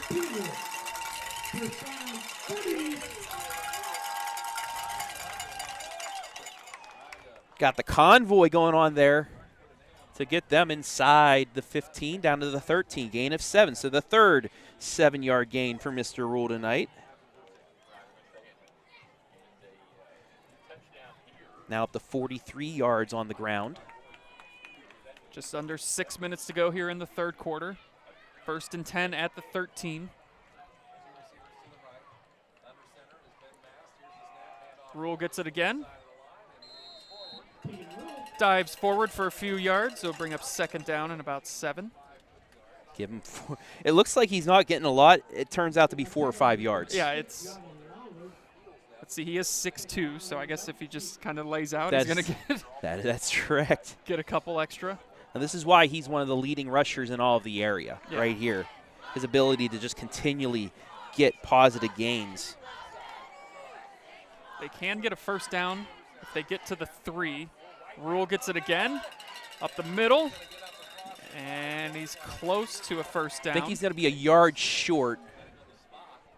Yeah, it looks like they're going to mark him at the 6. It'll be 3rd down and 3. Gave him 3 yards on the carry, gets him to 50. So can this Northmor defense that has been asked to do so much while this offense tries to figure things out, are they able to keep the Freddies out of the end zone and stay within a reasonable striking distance in this one? Rule now to 915 yards on the season.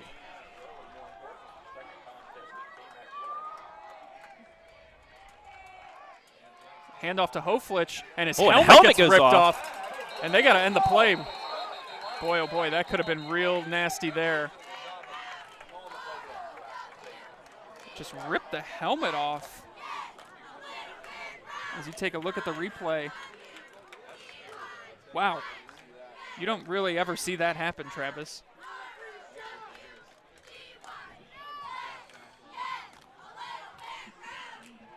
So that's going to be, it has to be a personal foul face mask. It's going to go, it's going to be a 3-yard penalty.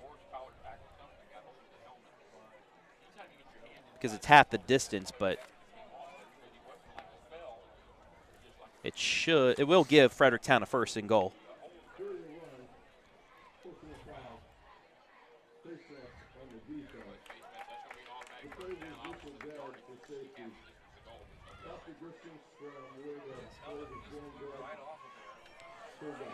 I think it's a good thing that his helmet wasn't really securely on, because he might have snapped his neck if the helmet wouldn't have come off. I don't think they gave him the first down. The ref just signaled 3rd down and said the play was whistled dead for safety. At the 10. Well, he said the play was whistled dead for safety. And then he said half the distance, and it's down to the 5, so he was back in the backfield. Now the referees are stopping the play. They want to get a... I think they're saying it's 3rd down. I would have assumed the personal foul was an automatic first down. Oh, yet another one of those head scratchers for us. Oh boy, just when you think you know something, Travis. So it's 3rd down, the toss, and taking it in is Rule. It doesn't matter, it's a touchdown for the Freddies. Rule just said, I'll do it myself. Tegan Rule. 3rd down, 1st down, it doesn't matter. Just give me a touchdown. So that makes it 15-0. They're going to line up for the extra point to make it a 2-possession game. I think it's the right call. Because why go for 2, not make it, and then Northmor would only have to make 1 2-point conversion to get back into this. This is the right call. Because it's going to take 2 touchdowns and 2 2-point conversions to tie. And no good. Extra point is no good. I thought it was good. I put it on there. You thought it, the crowd thought it, I thought it. So maybe they should have gone for 2 then. No, it's still the right call.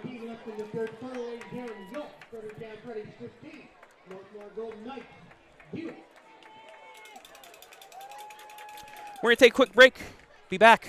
Fredericktown up 15-0.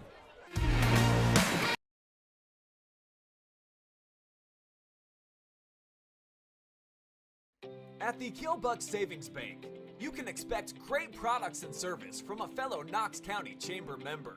Now offering premier card processing solutions and services, ensuring the business owners understand their credit card processing fees.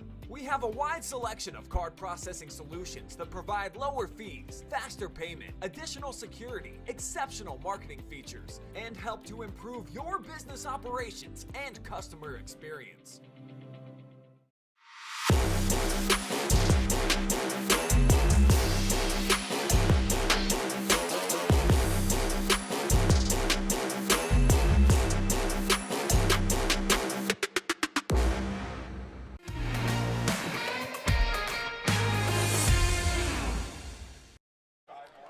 Back here as the Freddies lead 15-0 in the third quarter. Andy Jardy alongside Travis Berardi. The Golden Knights could use a big kick return here to get some momentum going.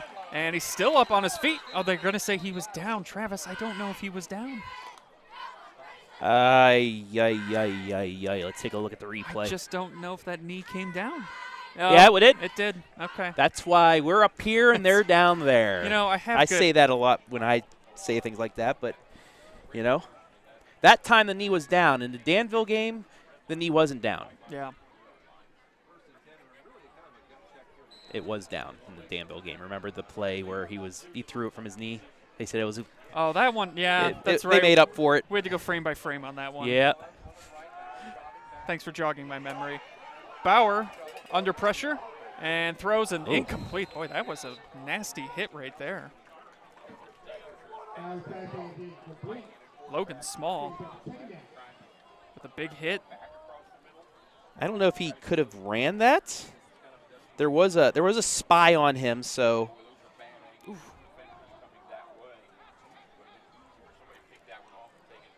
Second down and 10. So no harm, no foul, but the Golden Knights need something offensively going. Fredericktown is in control right now. Looking for some revenge after losing twice to the Golden Knights in Northmor last season. There's that's a going to nice help. Run.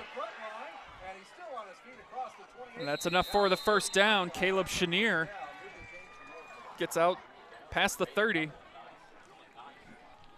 A nice 12-yard run.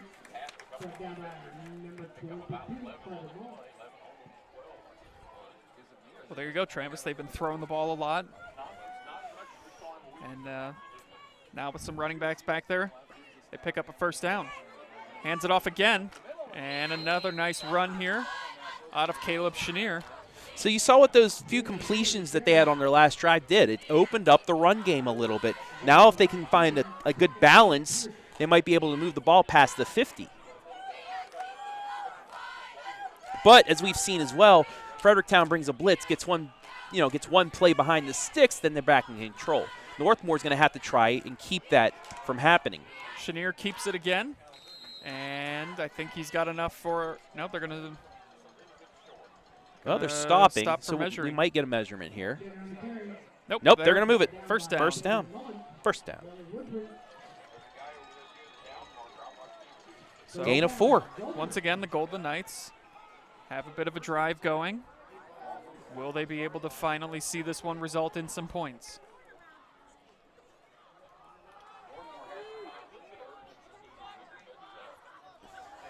Under 3 to go here in the third quarter. Bauer throws, and his pass low, and it'll be incomplete, intended for C.J. Stoney.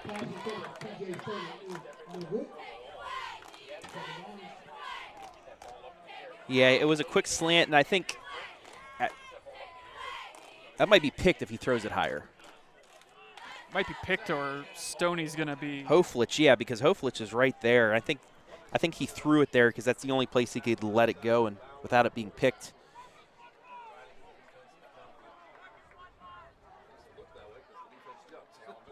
Bauer's got 2 backs there in the back with him, and just nowhere to go this time. Third down and long here for the Golden Knights.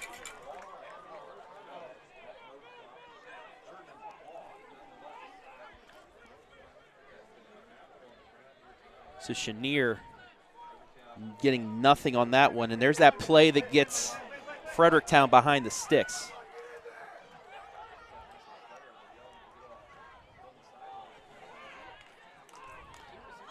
Play clock to 10. Northmor still has time. Bauer gets the snap. That's a quick snap. And Chenier's going to get the first down. Yeah. It was a direct snap to Caleb Chenier. He just came running in to take it. So a little trick play from the Golden Knights. And it gives them a first down. And they're into Fredericktown territory. Fredericktown with a big play. Northmor matches it, something we haven't seen yet tonight. I mean, that was desperately needed, too, because you're facing a 3rd and long, and you're thinking, here we go again. We had a drive stall, but now they keep it alive, as they have got to come away with points here soon.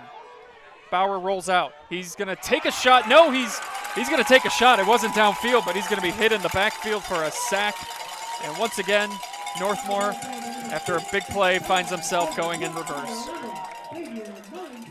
And the last 3 possessions, that's what's happened. Xavier Mullins in on that sack. Loss of 7.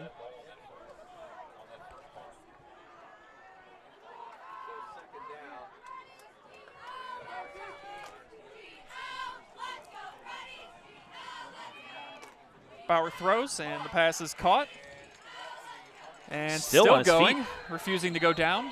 They'll mark him down at about the 44-yard line. So he picks up about 12.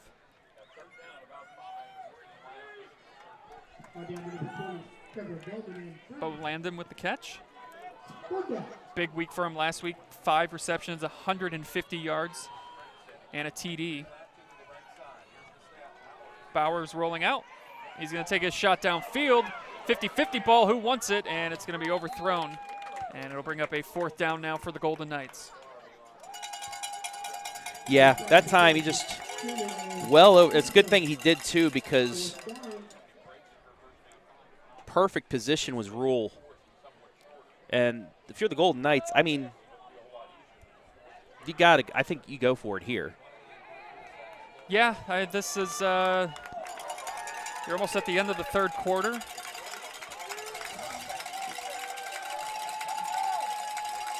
Bauer in the shotgun. He's throwing to his right. He's got his man open. It's caught, and it's enough for a Golden Knights first down. The drive stays alive. Stoney with the reception. Needed 5, got 7. First down, Golden Knights.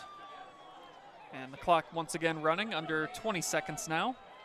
We'll see if the Golden Knights get this play off before the end of the 3rd quarter, and looks like they will. Bauer under pressure, he's throwing. He's got 2 guys open, he finds one of them, and spun out of bounds. Griffin Helia with 3.6 seconds left until the end of the 3rd. Give him 8 yards, but they'll take what they get. That's exactly what Northmor wants to do, just keep the ball moving. 2nd and short. They'd like to get the first down here before the end of the quarter on this play. And the pass is tipped away and incomplete, and that will take us to the end of the 3rd quarter. 15-0. Fredericktown leads Northmor. You're watching high school football live and free. There you go. On the OH Report.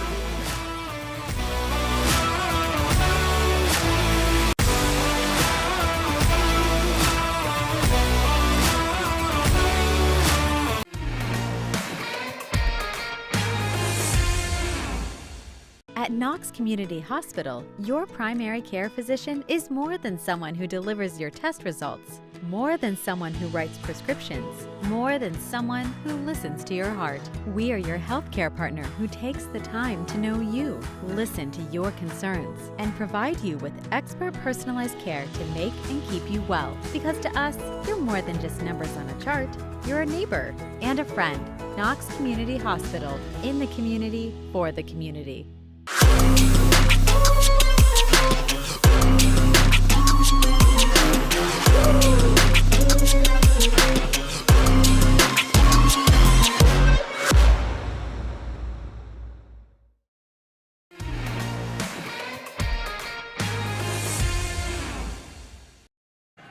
Fourth quarter just about set to get underway here at Fredericktown Stadium, where the Freddies find themselves up 15-0. Golden Knights trying to put together a scoring drive. They've had a couple drives stall on them throughout the game, but this has been their best-looking drive so far. Facing a third down and one, excuse me. Trips to his right. Bauer in the shotgun. He's looking to his right, fakes, now throws over across the middle Got of the him field, in! and it's a jump ball. Did he come down with it? Yes, he did. Touchdown, Golden Knights. And just like that, Northmor back in the ball game. We're not done yet, folks.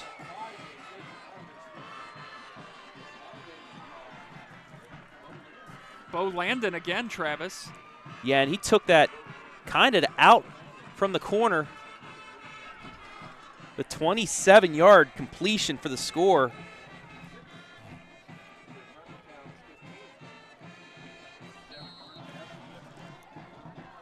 A 27-yard touchdown pass. And they're going to go for it. So right here, Northmor, if they can get the 2-point conversion, it'll make this a 7-point game with pretty much the whole fourth quarter to go. But if you don't get this, it stays at 9. Chenier's going to keep it, and there's a penalty flag. This might change their mind to kick it. Boy, that's a gutsy call, though, Travis, because if you don't get that, it stays a 2-possession game. We'll see what the penalty is.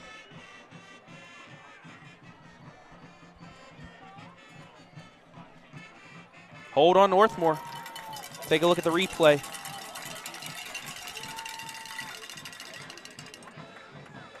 I don't know.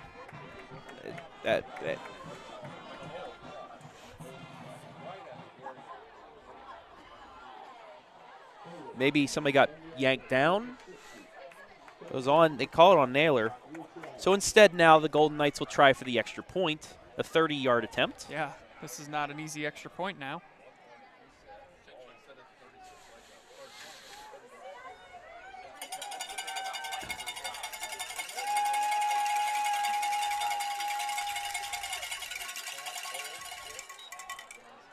It definitely had the distance. Did it go through? It did. Like I said, Caleb Chenier can kick from 50. This is like a chip shot from him. So he had plenty of leg on that. That will make it a 1-possession game. 15-7 as the Golden Knights finally find the end zone. And they are trying, Travis, to win their 7th straight meeting against these Freddies. Really? Yes, they've won the last 6. As you mentioned, they won both last year, including a game in the playoffs. Both at Northmor. Since they started meeting regularly in 2013, Northmor leads the series 6-4. The Freddies won the first 4 meetings, and then Northmor has reeled off 6 straight. And only one meeting, Travis, determined by single digits. That was in 2016. Fredericktown won 22-14. Other than that, a lot of the scores in this meeting have been lopsided. But here tonight, it's a 1-possession game. Freddies last won at home against Northmor in 2015. Don't forget, you can catch the Friday Night Pigskin tonight at 11:30. I'll be on. Travis will be on. Brian, G-Man, Storm, Hayden. Eric Will. Eric. Coach Will will be there. Also, for the fans, also welcome to the ones watching on WBCO and WQEL's Facebook page. Once Crawford carries done, there's 8.5 minutes left. Crawford has the ball, down 7-3. They have to drive the field, though. The phone board, Davy Jones, the phone board. After that game, they'll be done about 11:15, and then come on right back over to the Pigskin. Kickoff is going to be returned to just past the 35-yard line, where Fredericktown will set up now. And looking to make this a 2-possession game again. So if you're Fredericktown right now, you just rule, right? I think, yeah, I would stick with what you've been able to do. I would continue to put an emphasis on the running game. They can throw the ball downfield, as we've seen, but you've got the lead. It's the fourth quarter. You got to start working that clock. I believe Northmor, the scoreboard has been confusing all night with the timeouts. Northmore's used 1 timeout. I think they've got 2 left, or have they not used any? I don't know. I don't think they has anybody? I thought there was 1, but maybe it was an official's timeout. They will give it to Rule, and he picks up about 7. Yep. And he stays in bounds, too. Up to 62 yards rushing now.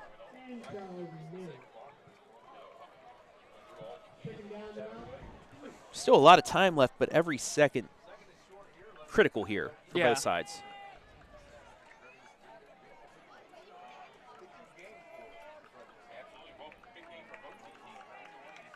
Golden Knights trying to stay in the top 4 in their region.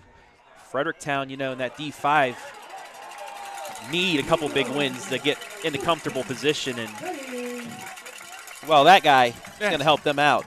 Yes, he is. Tegan Rule runs ahead, gets into Northmor territory, and it's a first down for the Freddies. In a game that both of these teams desperately need Travis. Both with the conference loss already, dropping to 2 losses in the conference will make it nearly impossible to come back and win the conference crown. That as well. Rule stays up. He picks up about 8. He's getting his yards in now here late in this game, Travis. Well, you got to think, too, hearing the scores, Centerburg and Danville only up a score on Loudonville and Cardington. So, you know, this is a wide open conference, and you know, you never know. One loss might be at the top of the conference by the end of the night. Officially a gain of 8, so it's 2nd and 2 at the 37. 10 minutes left. 2 receivers to the right. The handoff, though, goes to Rule again, and he's got enough for the first down as he picks up 7, brought down at the 30. It's been all Tegan Rule on this drive. If it ain't broke, don't fix it. Hasn't been broke all game.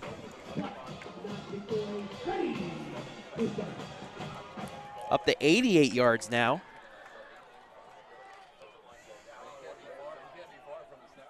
Closing in on 1,000 yards, too. I was just looking at that, actually, Andy. Earlier you told me he was at 915. I forget where he was at in 865, 70, 80, 45, 53, 953. All right, 47 more yards. Yep. And did he just get that carry?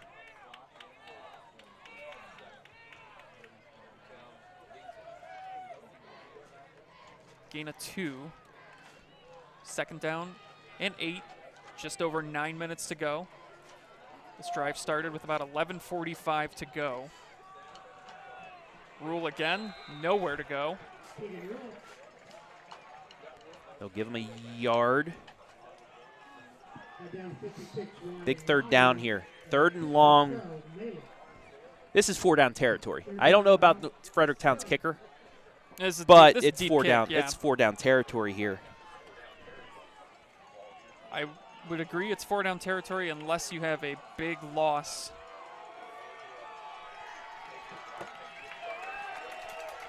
Crowd comes to its feet. The Northmor fans making some noise, and now Fredericktown's fans getting on their feet as well. 3rd and 7. They fake the handoff. Throwing. He's got his man, and he's brought down. It is intercepted. No flags. And is he going to take this back to the house? No, he's going to be brought down. The ball was underthrown, Travis. I thought we might see pass interference, but Northmor comes away with a huge interception. Just lopped it right up there, and it fell into the hands. Carpenter went down, but I think that was incidental tripping. We'll have to look at the replay one more time, but let's look at Carpenter out here at the top of the screen. Yeah, he ran into the yeah, that could have been interference against Carpenter, actually. Incidental, they collided. Referees didn't call anything, and Northmor now, just like this, all the momentum. They have a chance to go down and score and tie this game after it seemed like Fredericktown had this won. Chenier picks up maybe a yard. It was Carson Campbell who had the interception. His 2nd of the night.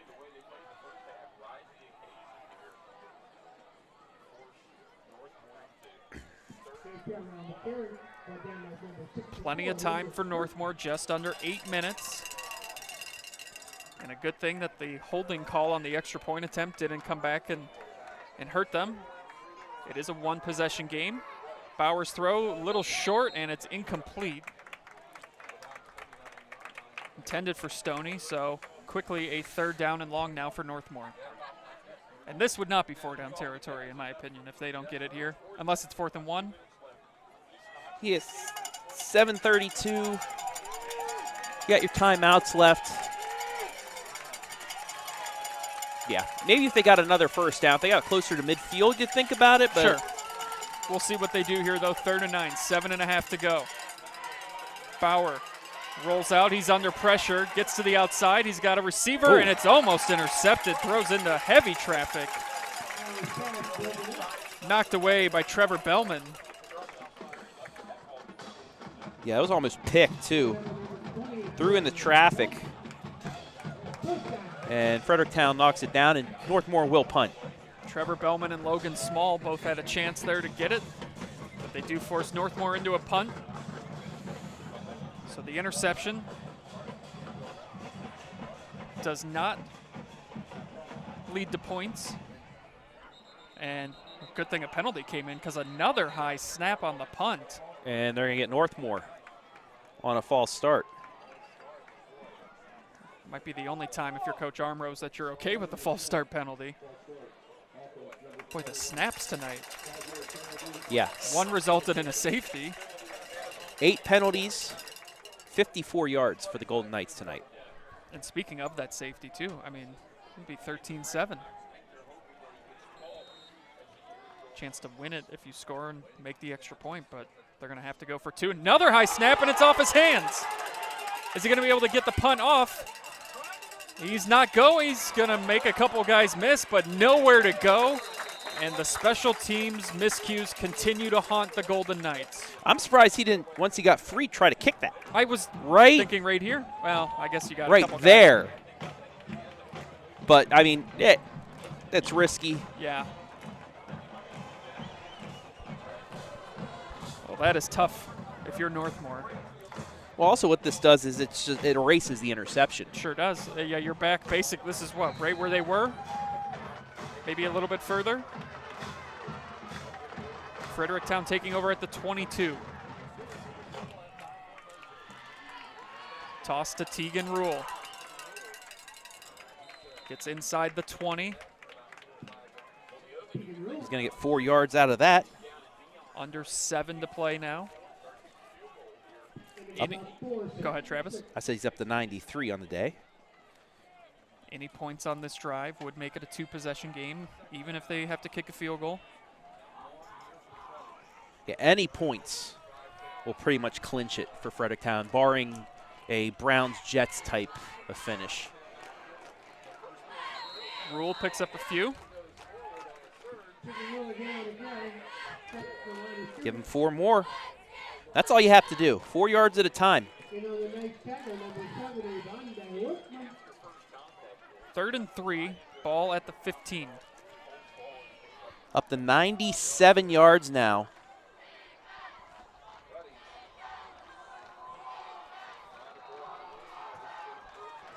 Came into tonight with 865 on the year. Closing in on 1,000. Empty backfield. And it's going to be a pass, and it's completed. It's enough for the 1st down, and he's inside the 5. Fredericktown. I thought he was going to flip it. Look right here. It looked like he had a man outside. He's like, maybe, but I'll just keep it myself and go into the 5-yard line. Probably for the best. Under 6 to go. 1st and goal at the 5. If I'm not mistaken, that's Rule on the catch, too. Okay. He does it all.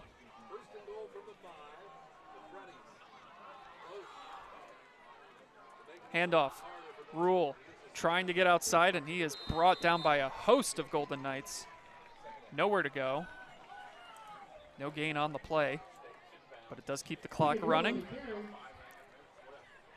Northmor has to hope for a turnover or a missed field goal to have any chance at coming back and winning this thing. Lucas Cubs on the board. 17-6 Crestview.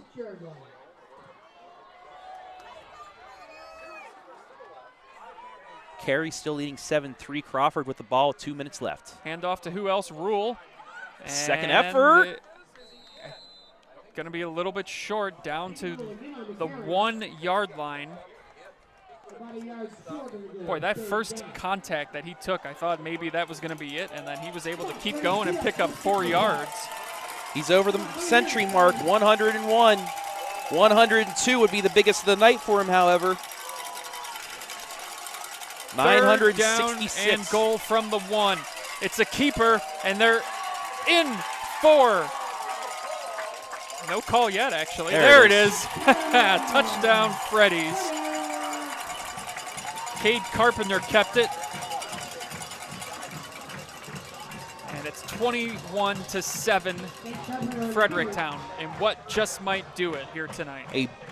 What might just be a big win playoff-wise and KMAC-wise for this Fredericktown Freddies squad.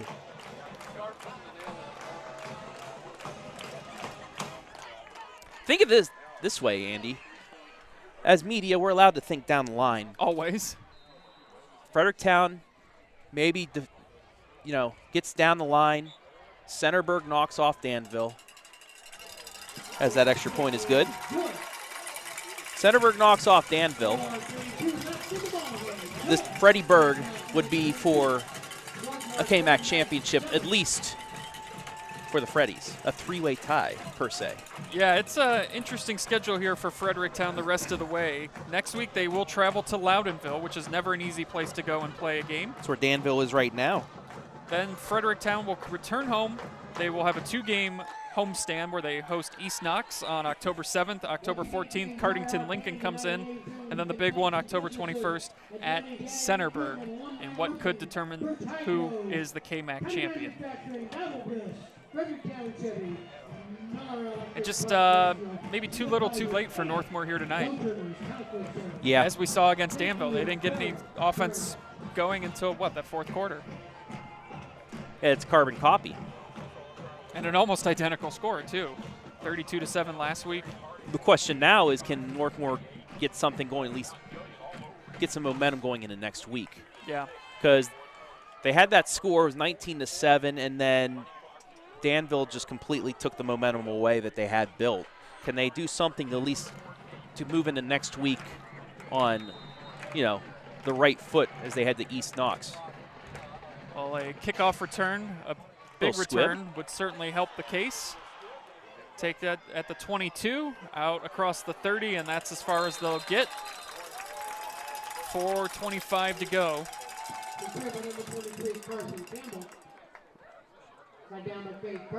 Loss would drop Northmor to 4-2, 1-2 in the KMAC. Freddies would improve to 4-2, 2-1.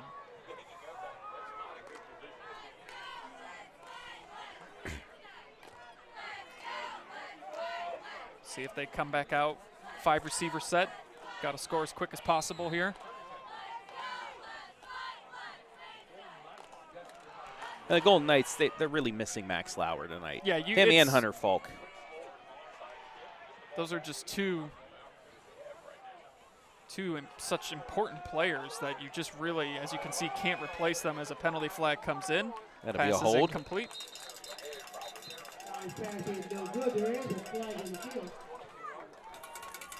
That's the only question now is, can Fredericktown get the ball back and get Mr. Rule over 1,000 yards rushing tonight? He's at 101 for the night, which gets him to 966. Yep, 966, so 34 yards away.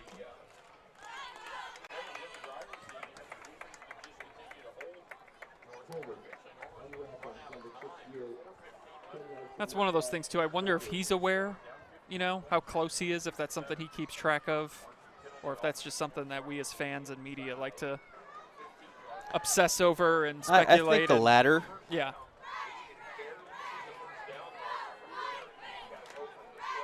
Because on the flip side of that, if you're Coach Hartley, if you get the ball back and it's 22-7, you want to run clock. Well, do you even put him back out there because the game's over? You don't want to maybe risk something horrible happening. those questions might be answered here in a little bit. So that was a holding call 10 yards back. So it was 2nd down and 30 from the 12. Northmor needs to get to the 42 for a 1st down. And that's just really kind of been the story for them the last few weeks, Travis. They've just, it's 1 step forward, 2 steps back, it feels like. Yeah, some killer penalties once again for this Golden Knights squad. 3:40 to go.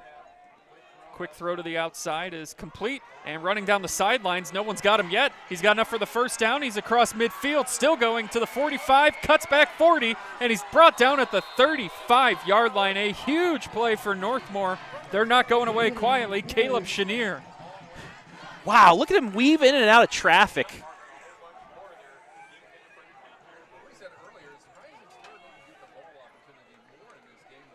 44 yards on the completion. Needed 20 for the 1st down and said, you know what, let's just keep going.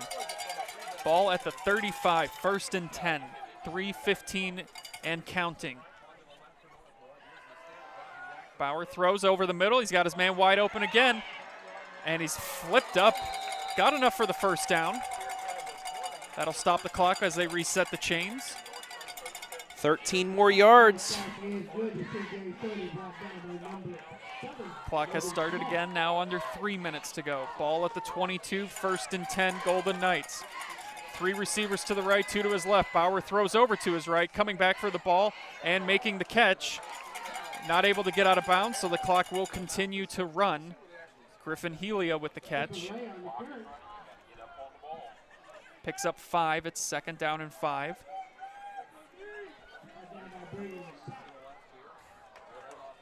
Hopefully I didn't jinx it by saying only way Northmor gets this is if they have a Jets-Browns type of win. 3 receivers to the left. He's throwing to his left, wide open. It's enough for a 1st down, and they're thinking touchdown. Is he in for 6? No, he's going to be out of bounds right near the goal line.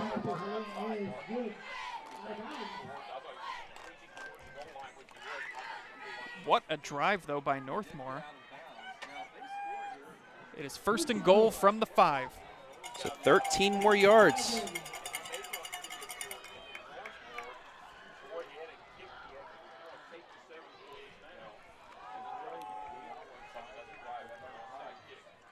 Fumble in the backfield. Tried to pick it up and get it again. I think Northmor was able to get back on it. Yeah, they're running that Wildcat that Max Lauer usually takes with Chenier as sidecar. Chenier now taking that snap. It is Northmor's ball. And the clock will now continue to run. 2:10 left in this one. So that's a loss of 6 on the play. 2nd and goal from the 10. You got to score here in the next 2-3 plays. Yeah, well, actually, you have to score in 3 plays because it's 4-down territory, but you know what I mean time-wise. Yeah. And probably a good thing he dropped that, to be completely honest, because I don't think he was going to be able to score on that, and the clock would have continued to run or they would have had to burn a timeout. So it's going to be 3rd and goal from the 10. 1:47. Well, they were working with a couple of those slants that right down the middle worked for them. I don't know why they're going with the bubble screens and the Wildcat right now. Keep with what you were doing. A little fade to the outside and out, or a slant right down the middle, but sometimes it just gets incredibly difficult to run your offense down this close to the goal line. There's a throw over the middle, and it's incomplete. It'll bring up 4th and the game with 1:43 to go. Tried the slant, but nobody there. If that got tipped. Kind of behind him, too. Intended for Landon. Tried to thread the needle there, but was a little behind. So here we go. This for a chance to stay alive if you're Northmor. And there's going to be some movement up front, and it's going to get them. No, they're going to call it on Fredericktown. They had. Okay. I was getting there. They were going to get a little bit closer. I saw Fredericktown jumping a little bit, so I thought they were going to give themselves 5 yards back for Northmor, but So they're back to the original line before the fumble. Yep.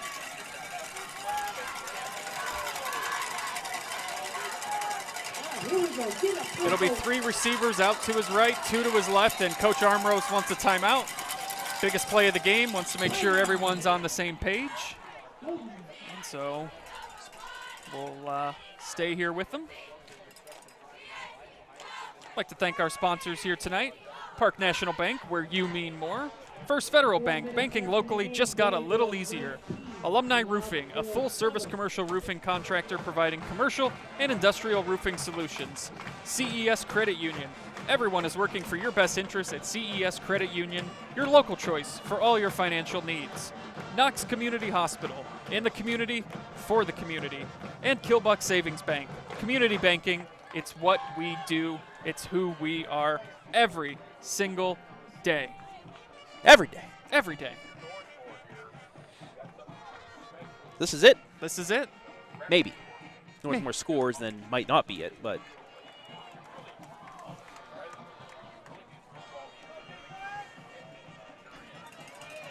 Freddies trying to snap that 6-game losing streak to the Golden Knights. A stop here would do that.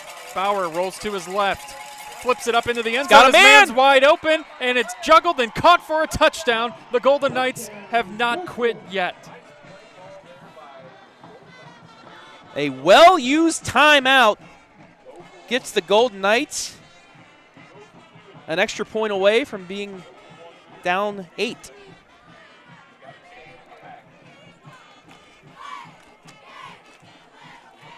Griffin Helia with the catch. Golden Knights are going to go for 2 now. I don't like this call, because if you don't get it, it's over. I think you got to kick the extra point and give yourself that opportunity. If you miss this, it's over. And he's going to throw it and into the back of the end zone. It is caught for 2. So it's a 7-point game, 22-15. But we are going to take a break. Don't go anywhere. We got the final 90 seconds coming up right here on the OH Report.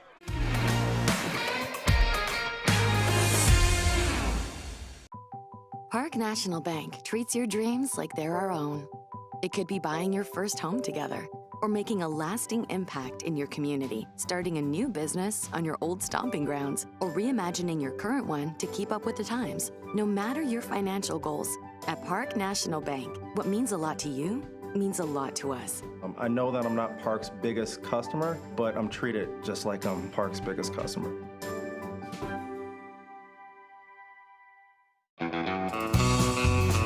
I'm Travis Big League Berardi. Catch me every week with my Country Roads rankings.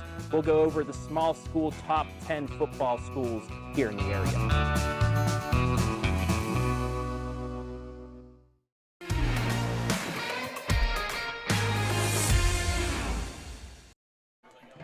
Here we go. Onside kick time. Minute 37 to go. The Golden Knights refusing to go away quietly. Have a chance to potentially recover this thing and find a way to tie it, or maybe go for 2 and win it. But first things first, they got to get an onside kick. Trailed 15-0 going into the 4th quarter. Ball's on its side for this squib. And there it is. It's got to turn. Is it on the ground? It's going to be recovered by Fredericktown. Didn't look like it got the hop needed for a chance to recover. It just kind of stayed on the ground, you know, never really took that bounce. And Ben Mast scooped it, turned on his side. First down, Fredericktown. So Northmor. I think Fredericktown still needs a first down. Well, Northmore's got 2 timeouts left. They used 1 before that fourth and goal conversion. Carey gets win number 21 over Crawford. Wow. 7-3. It's Tegan Rule. Picks up about 7.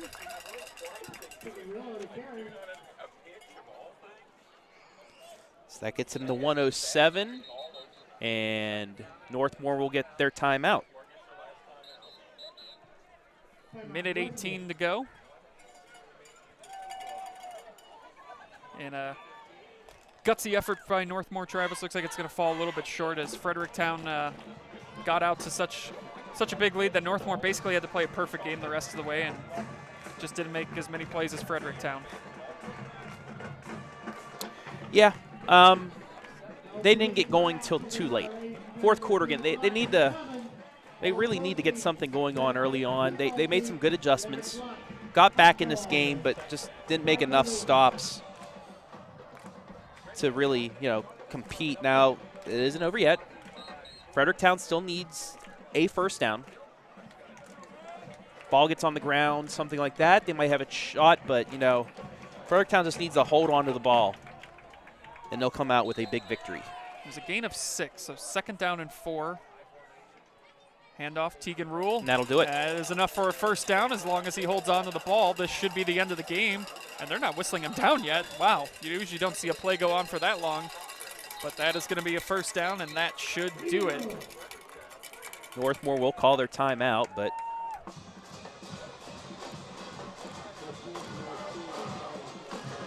it's going to be about, 9 yards on the carry.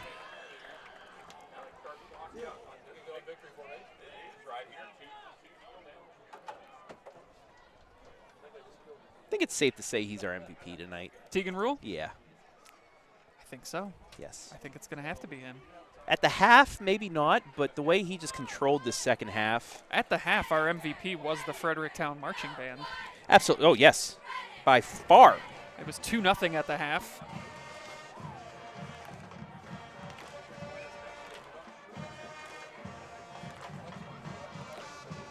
So, minute 9 remaining.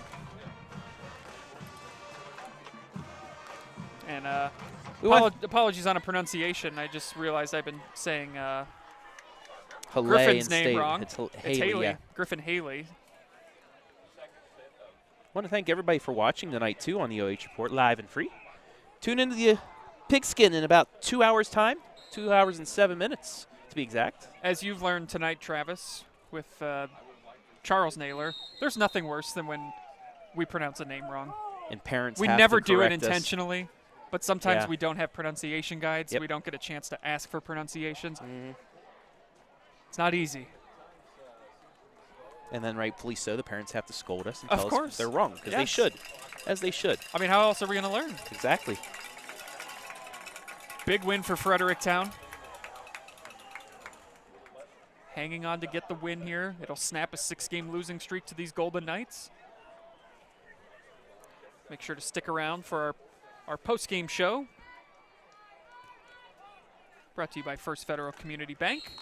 We'll have our Park National Bank Player of the Game interview as well. Travis and I will have final stats. But that is going to do it for this one. Fredericktown hangs on for the win, 22-15, and they go to 4-2 on the season and 2-1 in the KMAC. Northmor drops to 4-2, 1-2. Stick around. We'll be right back with more for you here, live and free on the OH Report.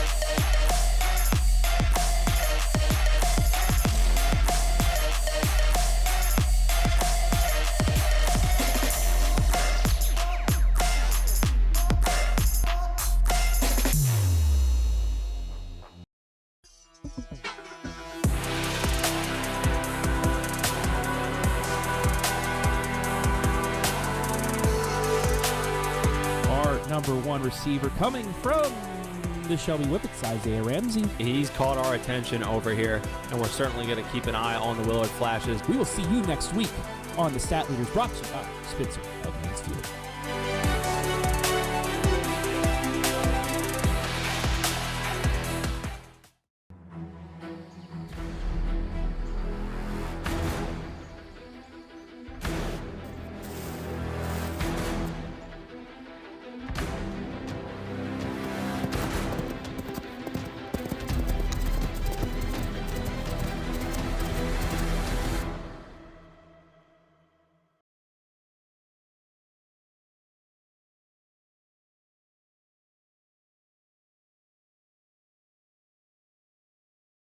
At Knox Community Hospital, your primary care physician is more than someone who delivers your test results, more than someone who writes prescriptions, more than someone who listens to your heart.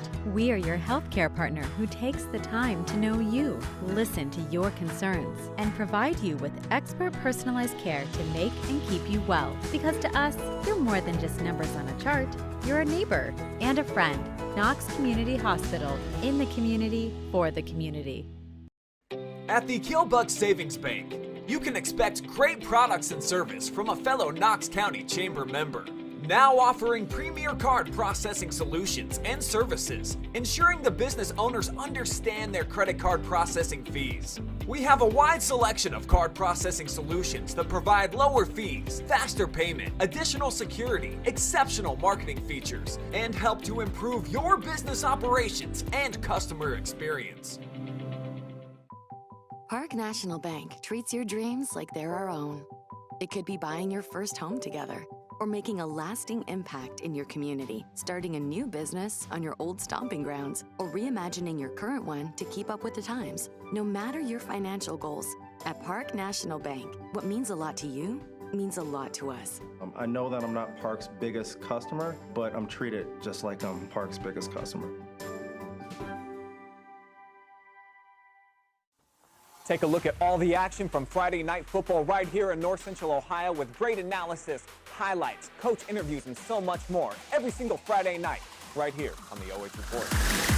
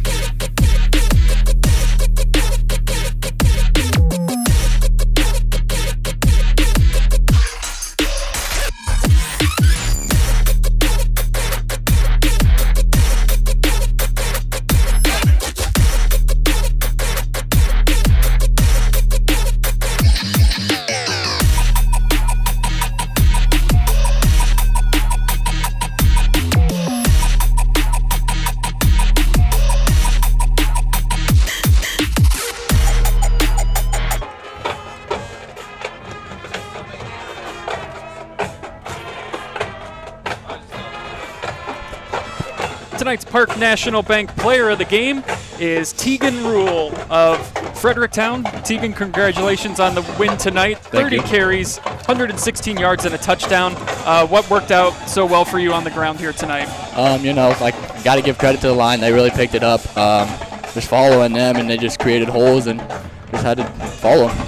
I'm curious, you are close to 1,000 yards on the season. Yes. Was that in the back of your mind at all as the game was going on? It's like, okay, he's getting closer. Yeah, it was in the back of my mind, but, I really just wanted to put the win first, and, I just wanted to win. Yeah, you guys did get the win tonight, a big one over Northmor, 22-15. Looked like you guys were in the driver's seat. They kind of came back there in the fourth quarter, but you guys were able to hang on. What does this win do for you guys going forward? This win really gives us a lot of momentum. We're undefeated here at home.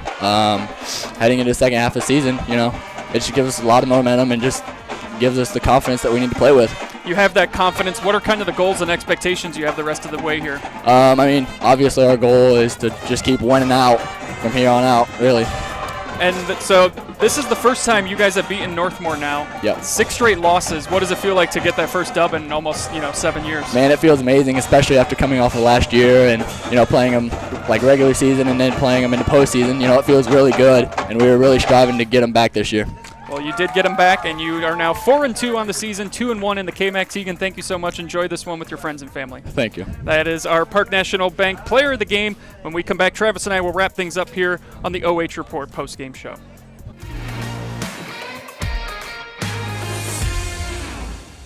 At Knox Community Hospital, your primary care physician is more than someone who delivers your test results, more than someone who writes prescriptions, more than someone who listens to your heart. We are your healthcare partner who takes the time to know you, listen to your concerns, and provide you with expert personalized care to make and keep you well. Because to us, you're more than just numbers on a chart. You're a neighbor and a friend. Knox Community Hospital, in the community, for the community.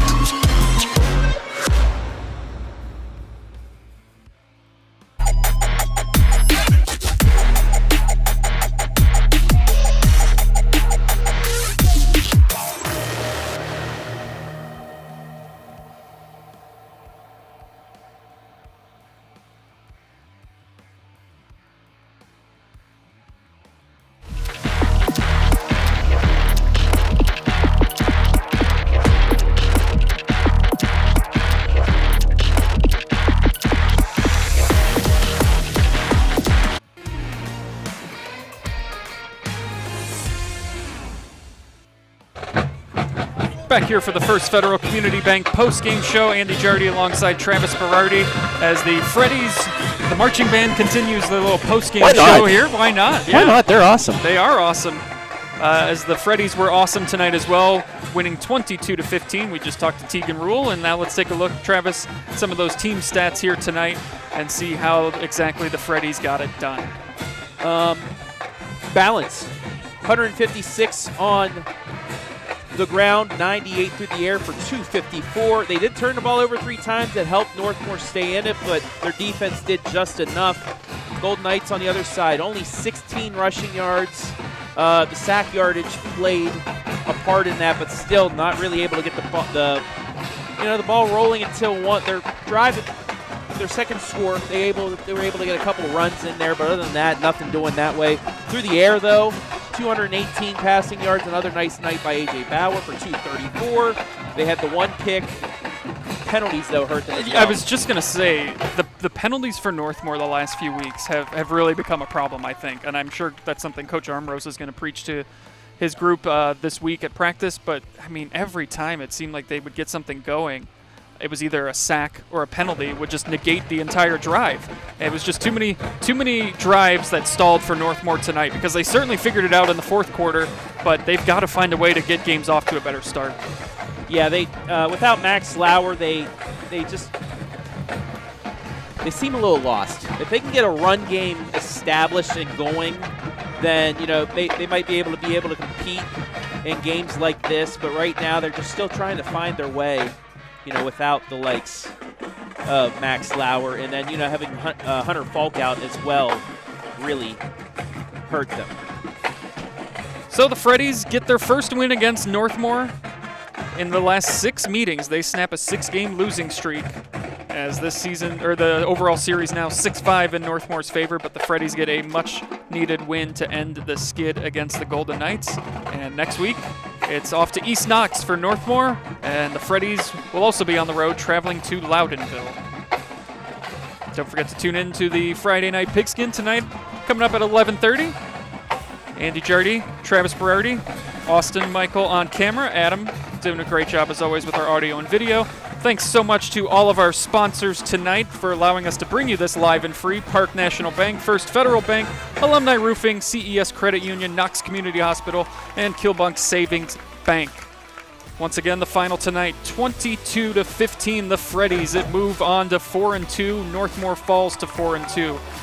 Thanks for joining us, everyone. Have a great rest of your week, and we'll see you all again here at 11:30, and then again next Friday here on the OH Report.